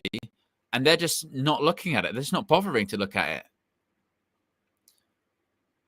King of the Indie says, I don't get VAR. They refuse to use it to better the game. Boneheart says, VAR has been told to not look at pens this season or something. They always do everything wrong to overcorrect their mistakes from last season. Yeah, I'm sure there's some weird reason why they don't look at that when they're saying, oh, the referee didn't see it, so we can't say it, but we can only overturn. I don't know what it is anymore. But if that happened in the Man United game tomorrow, when it was that clear, I'd be furious with that. Because I'd say, well, he got there first. It's a penalty. That's a good tackle by João Palhinha. Is Pedro Porro. Kudus. Great ball in by Pedro Porro, Richarlison. Oh. And I tell you what, that was a brilliant cross by Pedro Porro. And I tell you what, I think should Richarlison do a bit better? It's a great cross. And let's have a look again. Yeah, Rico Lewis. I just think, to be honest, Richarlison just gets it wrong. I don't even think like Rico Lewis has done amazingly well. I think Richarlison just completely misjudges the ball. I don't even think it was a foul. Just made a mess of it. Lewis, Oscar Bob.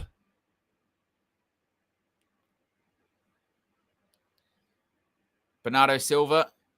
Oh, and he misplaces the pass. Bentancur gets it. And I tell you what, Spurs counterattacks on. This could be final nail in the coffin. It's 5-on-4. Oh, and that is a waste. I tell you what, I'd be absolutely livid. I'd be absolutely furious. Thomas Frank looks pissed off. Look, he is absolutely fuming, and I don't blame him. That is shocking decision-making by Brennan Johnson. Look at this. You've got a 5v4. Pick the right pass. Don't do the hero ball. Cuts inside. Look, you've got clear passes. As absolutely shocking. And Thomas Frank furious about it. And I don't blame him because he must know you don't. Again, City have had a lot of possession in this half, had a lot of the ball, nearly equalised. You can go up the other end, kill the game off. Next goal in this game is the real decisive one. You do feel like there's going to be a goal in this game. And Brennan Johnson with that decision. Breaks for Sarr.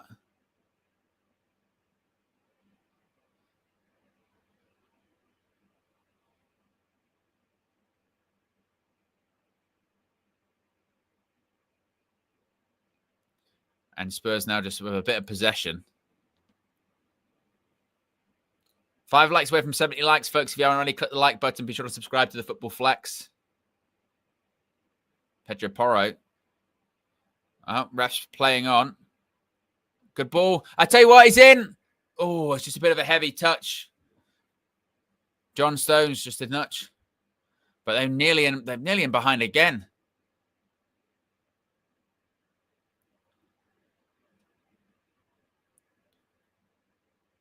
I got that third goal. It's there for Spurs. It really is.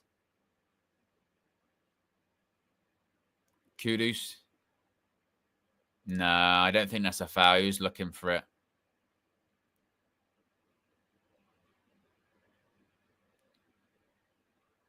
Is that a goal kick? Why was the City player trying to put out for a throw there? Paulinho. Who wins it back? It's Paulinho. Turns it over. Richarlison outside of the boot. But Paulinho wins the tackle again. He's been absolutely brilliant today. Paulinho, he really has.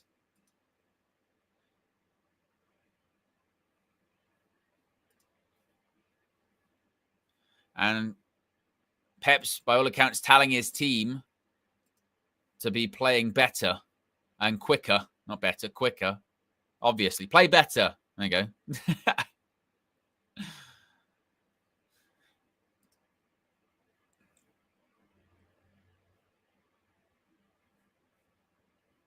But you look at Paulinho. He's won 7 out of his 11 duels today. He's been absolute top in that midfield, hasn't he?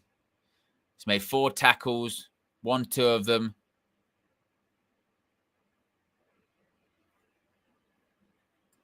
A real good player.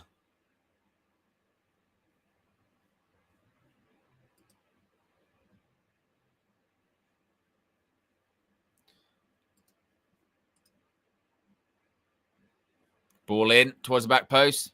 Richarlison's looping. Oh, free for the net. Yeah, play better. Top coaching. Play more direct. But it is. 4 likes away from 70 likes. I got a brain fog today.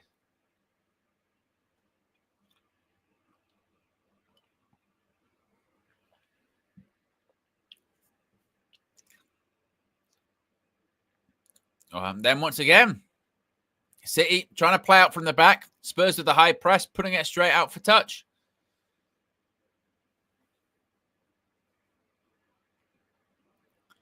Look like they are struggling just a little bit, don't they?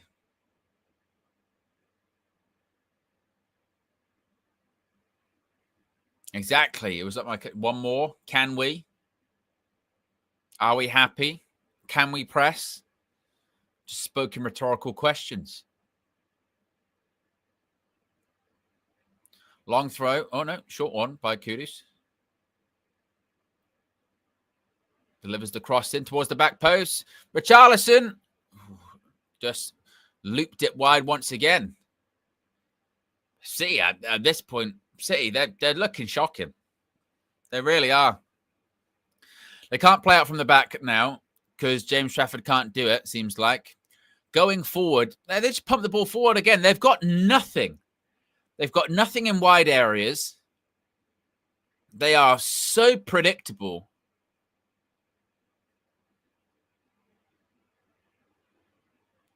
But they just look so flat and so easy to defend against.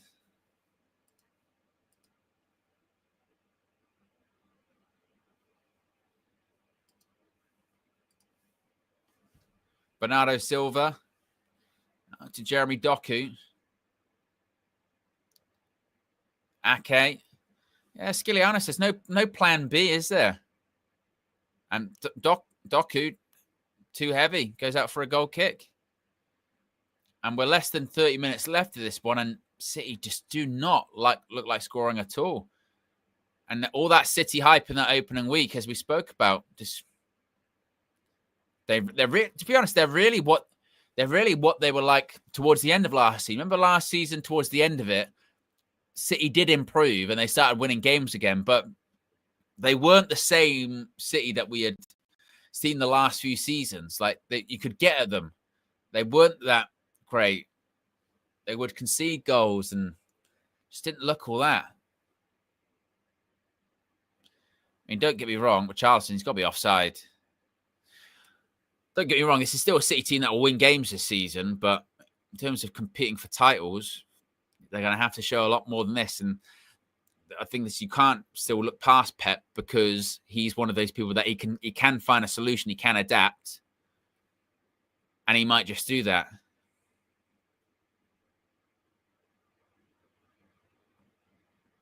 Okay, well, easily read by Par. And it feels like more as the minutes go on, actually, City just looking less and less likely that they'll actually do anything.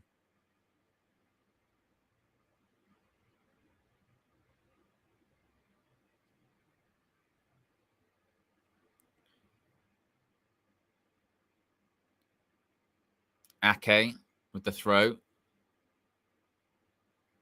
Well, I tell you, City's left-hand side looks shocking. Doku's come on. Has he even gone past the player? I don't know. It's not really said yet.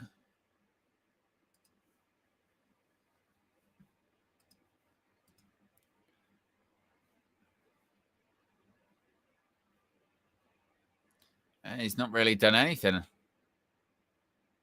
He's had a dribble, not gone past the player. Lost the duel.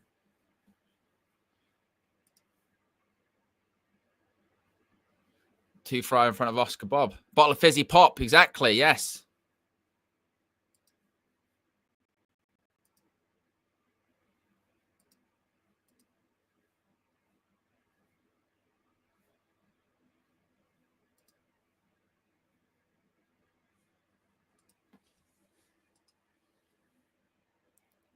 And it's just not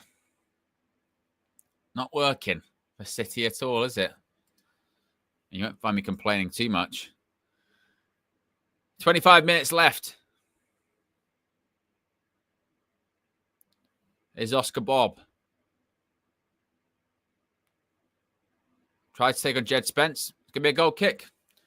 Hey, Spence has been really good. To be fair, he's been good in the last few games for Spurs. He was good in the Super Cup. They're doing well. Thomas Frank, once again, in this second half, has just got it absolutely spot on.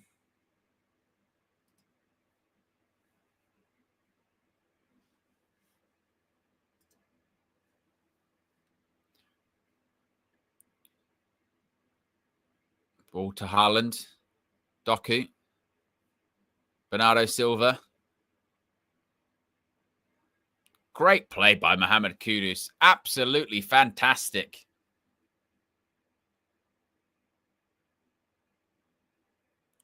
He's offside. Brennan Johnson. Brennan Johnson, I mean, you've made the run. Get back in. I know you could say make it earlier, but he's almost sulking a little bit.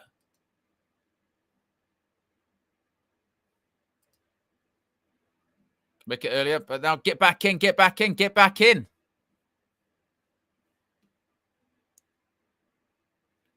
Here's Richarlison. Went with the early cross. And James Trafford collects.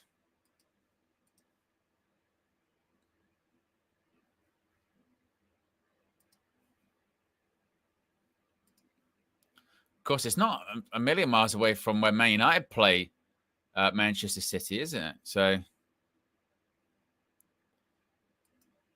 will be certainly interesting. And you can hear, look, listen to that. I mean, the crowd booing and groaning. It was a good pass, though, by Trafford in the end.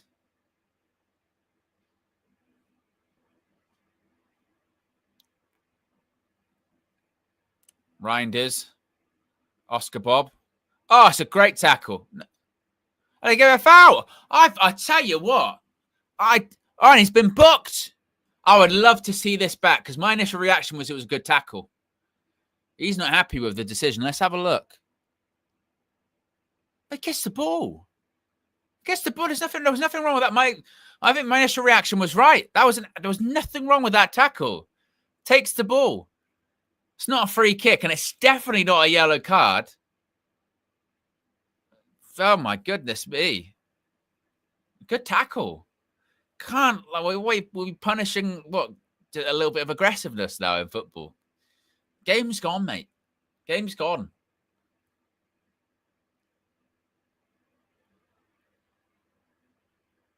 Now, if this leads to a goal for City, if I'm Thomas Frank, I'll be furious.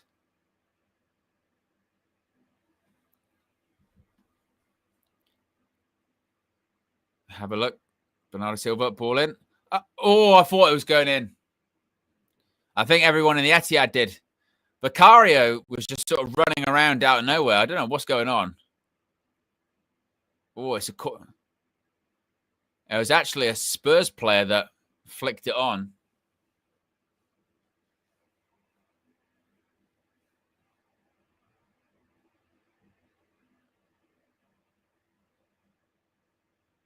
Ball in.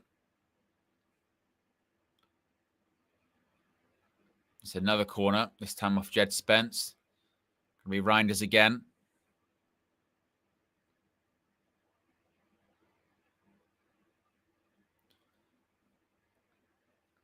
There we go, ball in.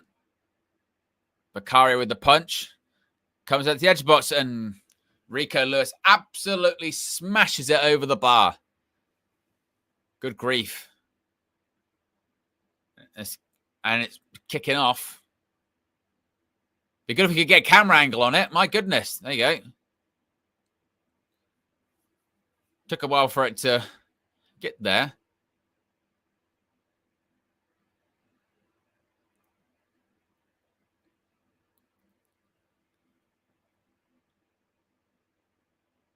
He looks pretty furious, doesn't he? Have a look.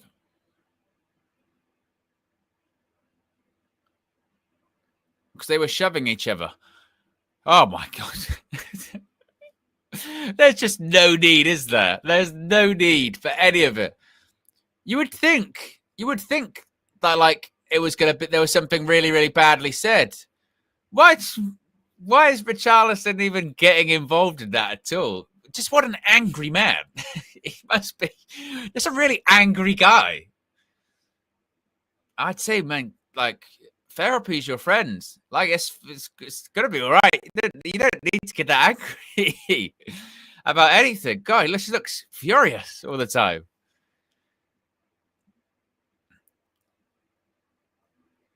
is flick on by Bentancur.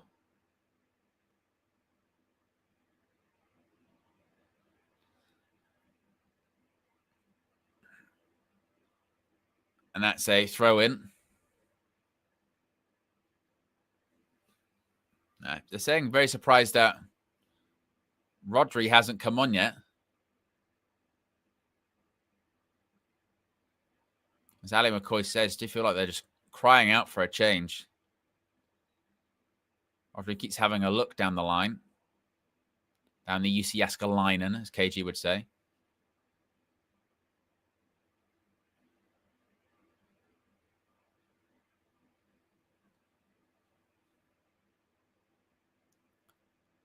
Still been a while since Vicario's had to make a big save, you feel like. Pep's down on the touchline, scratching his head. Doesn't really know what to say or do. He's got no answer. And Thomas Franks very easily, I tell you what, there you go, pass the ball forward. Brennan Johnson. And just imagine that Spurs actually had a little bit more about them in terms of better players. Like if they had a player that was better than Brennan Johnson or Richarlison, they'd probably be like 3 or 4-0 up, you know, because it's like Spurs, they've got decent players in their team. Obviously, João Palhinha, really good player. He's doing very well today. And obviously their back four has done well today. But you still look at that Spurs team and go, Brennan Johnson, Richarlison up front. If they actually had better players there, they'd be probably like 3 or 4-0 up. That's a good ball by Porro towards South. Oh, Trafford, you're in no man's land. Oh my word.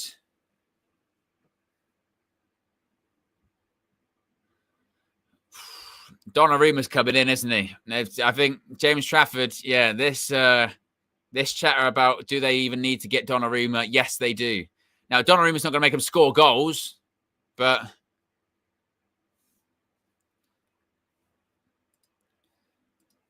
James Trafford, it's not looking good, mate, is it?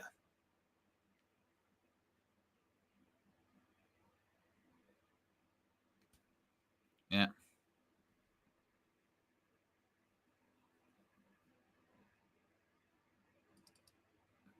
He was properly in no man's land, wasn't he?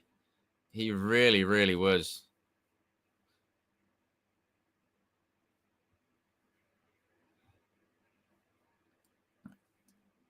Here come the game changers, potentially, for City.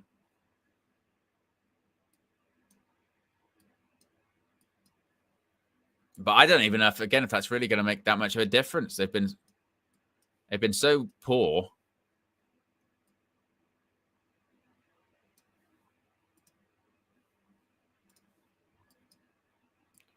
So Oscar Bob's coming off.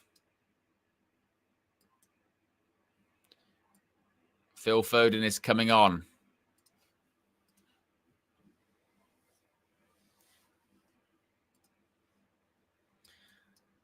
Rodri, of course, Ballon d'Or winner. Making his way onto the pitch.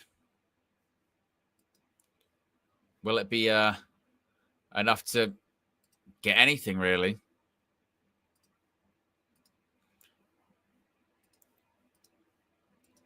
Brennan Johnson and Richarlison look to be on their way off for Spurs. Tried to put Phil Foden free, but that's going to be a corner. If you haven't already, click the like button. Be sure to subscribe as well to the Football Flex.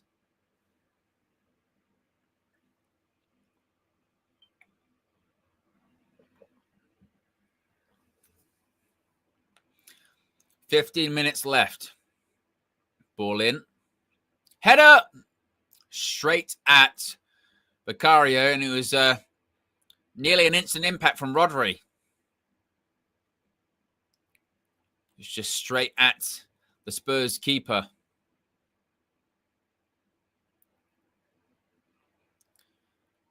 And James Trafford heads it out for a throw. And he gets You've struggled when that gets ironic cheers. Ironic cheers from the opposition fans. And just to show you how ineffectual Manchester City have been in the second half so far, that header from Rodri just then, in the second half, that's City's first shot on target. First shot on target in the second half. The expected goals at the moment, it's the same between Spurs and City. That's how little they've created. Nothing.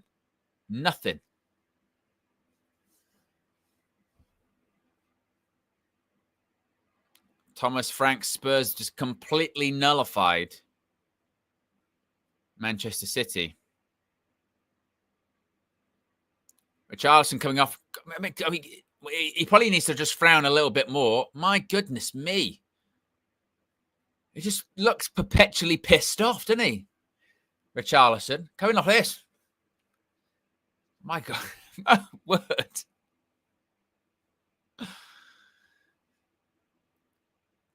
Throw in for Spurs.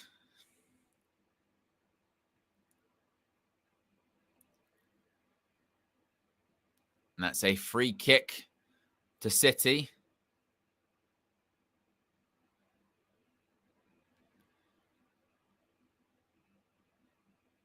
And maybe this might be famous last words. Just don't really feel anything, do you? Just nothing's just there.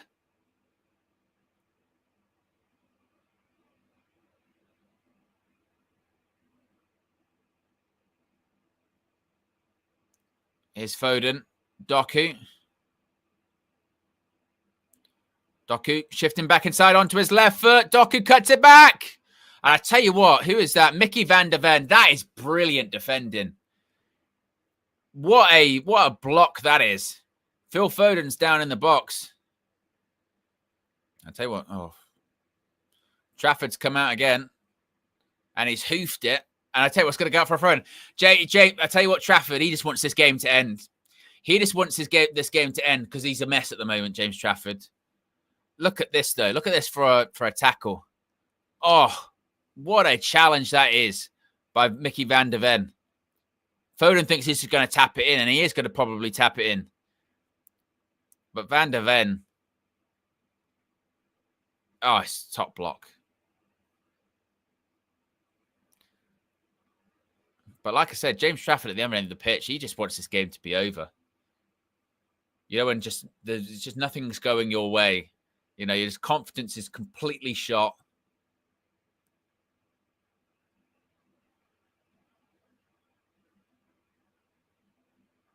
Foden still hobbling around.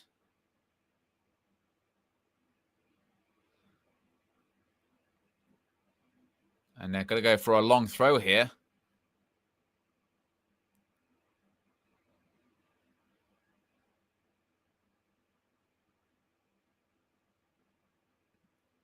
Well, they set up for a long throw, and he just fluffed it. And I tell you what,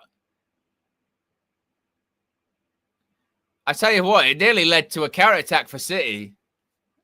It would have been just a comical goal if they had conceded. I think they wanted a foul, but I'm not sure if it necessarily was. I think he knows what he's doing.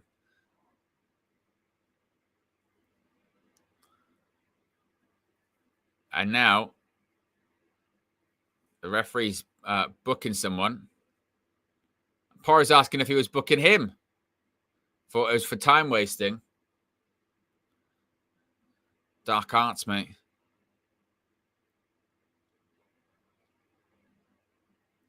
Reinders.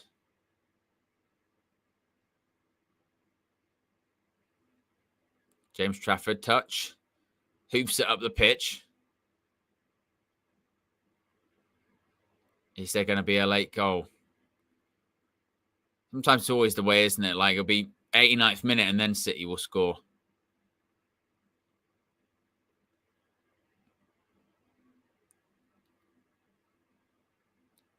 That's going to be a Spurs throw.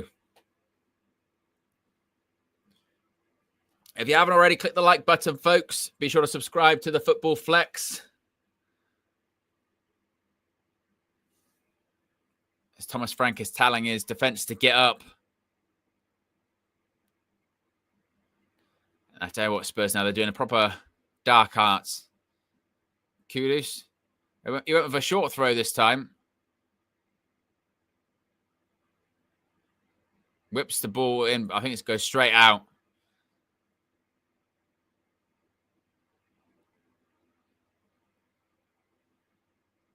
Here's Ake. Oh, Doku. Doku, what are you doing? Doku tries to take the player on, just runs it out for a throw. Then you comically see Kolo Toure chasing after the ball on the touchline. It's getting somewhat farcical at this point, isn't it? It's true, like Idiot is right. He's done that twice, Doku, where he's just run the ball out of play. It's pretty remarkable.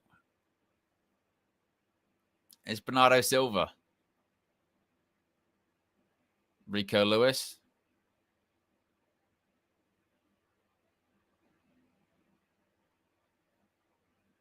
Rodri. Ake gives it out to Doku. Cuts it back. Kudus was helping out his fullback. Swung in. Oh, roof of the net.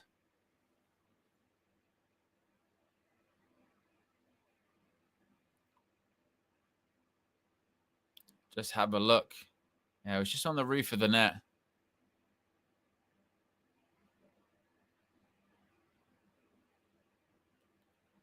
Yeah, it wasn't. But I think Vicario is probably comfortable.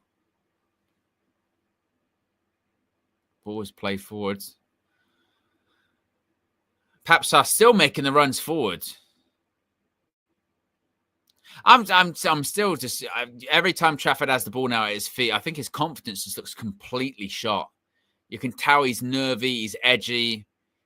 He's probably out there just thinking, I just want this game to be over. Is Foden.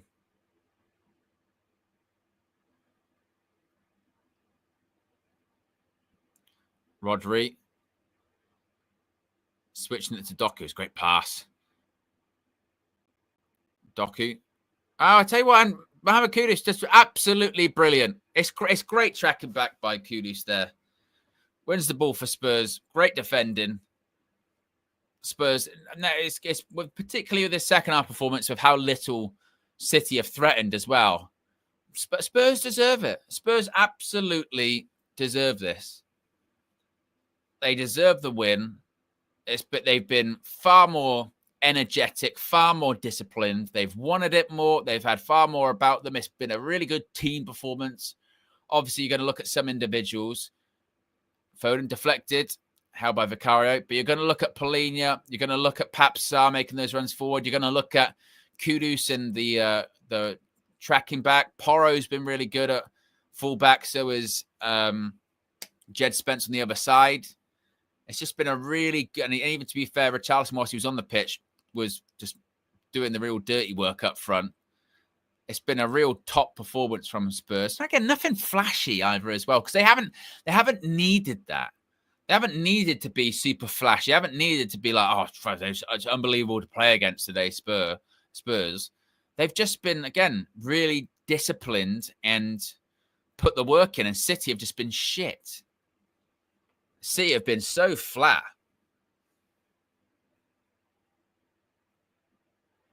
And City, again, they've just been boring, haven't they? They've been boring, not offered anything.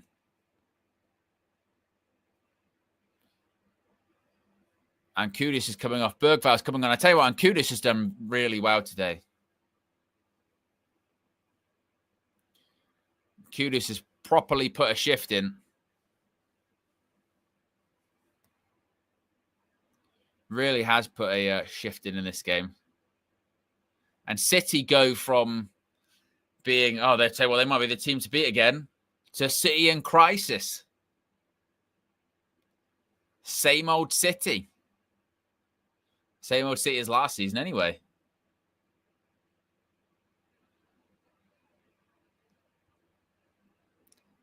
Foden, corner ball in. Oh, look at this.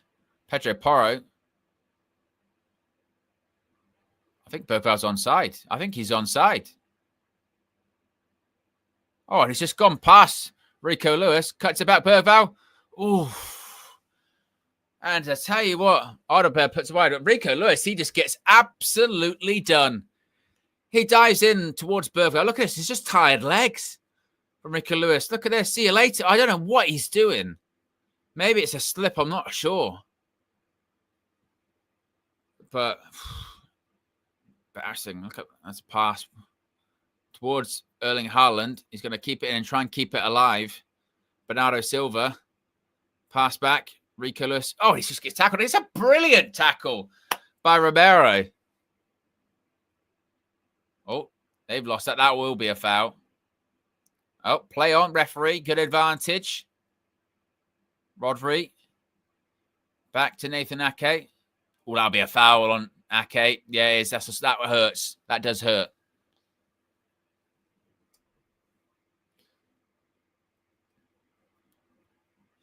I was just thinking that, Fabs. I was like, I don't know. I wonder what Pep will say when he'll talk about the players being tired or looking fatigued. Obviously, they did play in the Club World Cup, and they played a lot of football, haven't they, over the last 2 or 3 seasons? But that was also a different city, wasn't it? And this Manchester City's got quite a few new players in. Now, we saw that some of those players start today. So it's not as if they haven't got fresh legs into this team. It's not as if they haven't signed players over this summer. It's not as if they didn't sign a bunch of new players in January, because they did, right? They spent a lot of money in January. They spent money over the summer, and they still don't look any different or better. And that would be alarming if you were a City fan. Here's a ball in. That's a shocking ball in by Phil Foden. He barely kicked the ball. Now, previously, under Pep's tenure at Manchester City, it's been that situation of, well, it's a personnel issue. You get new personnel in, then suddenly they're good. But they've got new personnel in, and then they're not any better. If anything, they look even less threatening with the new personnel. So, my goodness, that is quite significant.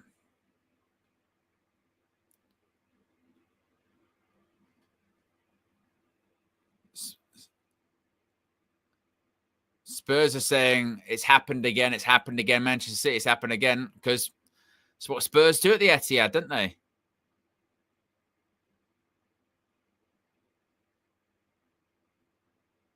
And again, still very early days. It's not where you start, it's where you finish. But Thomas Frank, very impressive start to life at Spurs. No doubt about that.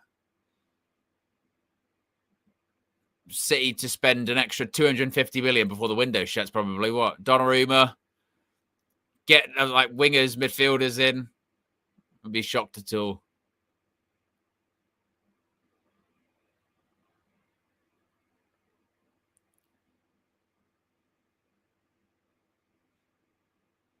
That's why Man United need to win tomorrow. Then look at that. We've had just as good of a start as Manchester City. Ball in. Flicked away by Bergval.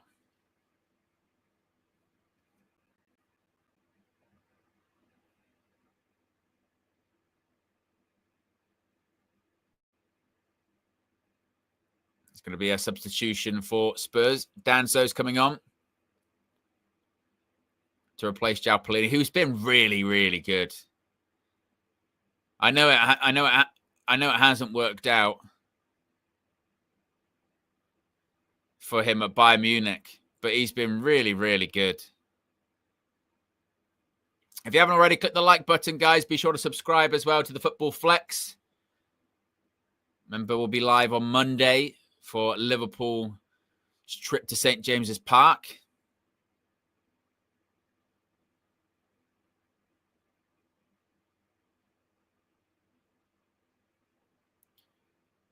We've got about 3 minutes left, and it's not creating anything. Cut back, ball in by John Stones. Here's Doku. Doku cuts it back to Ake, ball in. Haaland, he jumped up high. Bernardo Silva just scuffed it. And I tell you what, it wouldn't be totally out of the question, I think, for Spurs to go up the other end and just make this 3-0. And they would deserve it if they did. Tell you what, they're flying forward. And Sarr just keeping the ball. Smart move. And then suddenly they're in a good position of possession now. Bergvall.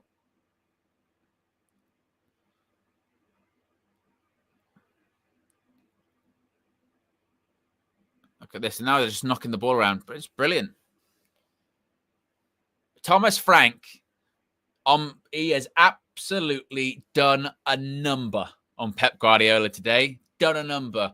And Pep's had no answers apart from, I tell you what, here they go again, Spurs. Solanke. Oh, he took the shot. That's a good save by Trafford. Follow up. Odegaard and tips by. Could have been 3-0. Probably should have been 3-0. And I mentioned that Thomas Frank's done a number on Pep, and he's absolutely deserved it. But you're waving this off. You're waving this off, throwing the towel. Because he's done a number on him. Pep's had no answers. He's tried making subs. He's had new players on the pitch. And Thomas Frank, not even with a lot of quality, really. Not in terms of like, Spurs got so much better players than Man City or anything like that. Just in terms of tactics and in terms of an ability to motivate and grit, determination, having just a solid midfield, good attacking outlets. Spurs have been far superior. And Pedro Porro to take this corner. He's going to take a lifetime to whip it in. Ball in. Oh, comes to Romero. No. And they've still got it. Spurs. What a pass that is. By Jed Spence.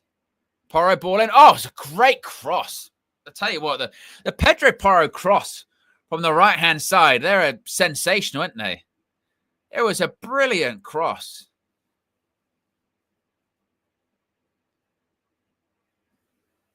That's going to be a free kick to City.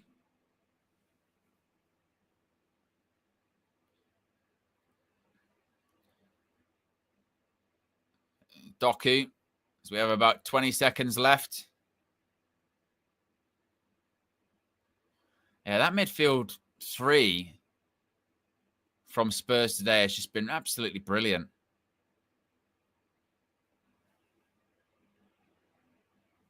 I mean, Thomas Frank, he should get all of the credit in the world. A top coaching performance. Here's how he is adapted to these Spurs players, and these Spurs players have adapted to him. And it just, again, just goes to show, doesn't it? Spurs didn't need to finish 17th last season. They could have finished much higher, but it was stubbornness from the coach that got him into that position. Again, stubbornness. And Thomas Frank's come in and gone, you don't need to, why are they finishing 17th? We should absolutely be getting this team further up the table. They're better to get further up the table. We just got to not be stupid, not be naive. That's what, in my opinion, that's what coaches should do. And that's full time. And it's a brilliant start to the season for Thomas Frank and Tottenham Hotspur. He was unlucky against PSG. And if you watch the game against PSG, everyone was taking the piss and saying Spursy, this, that, and the other. But if you really watch the game, you knew that, I tell you what, Spurs have got something about them here, because the performance against PSG was something else. First game of the season, yes, they were at home. Yes, they were against the side they were expected to beat. This time, it's different. This time, they've gone to the Etihad and they've gone to a Manchester City side that won their opening game comfortably last week against Wolves, but the psychological scars are still very clearly there. And Thomas Frank has just, I think, showed a masterclass in you adapt.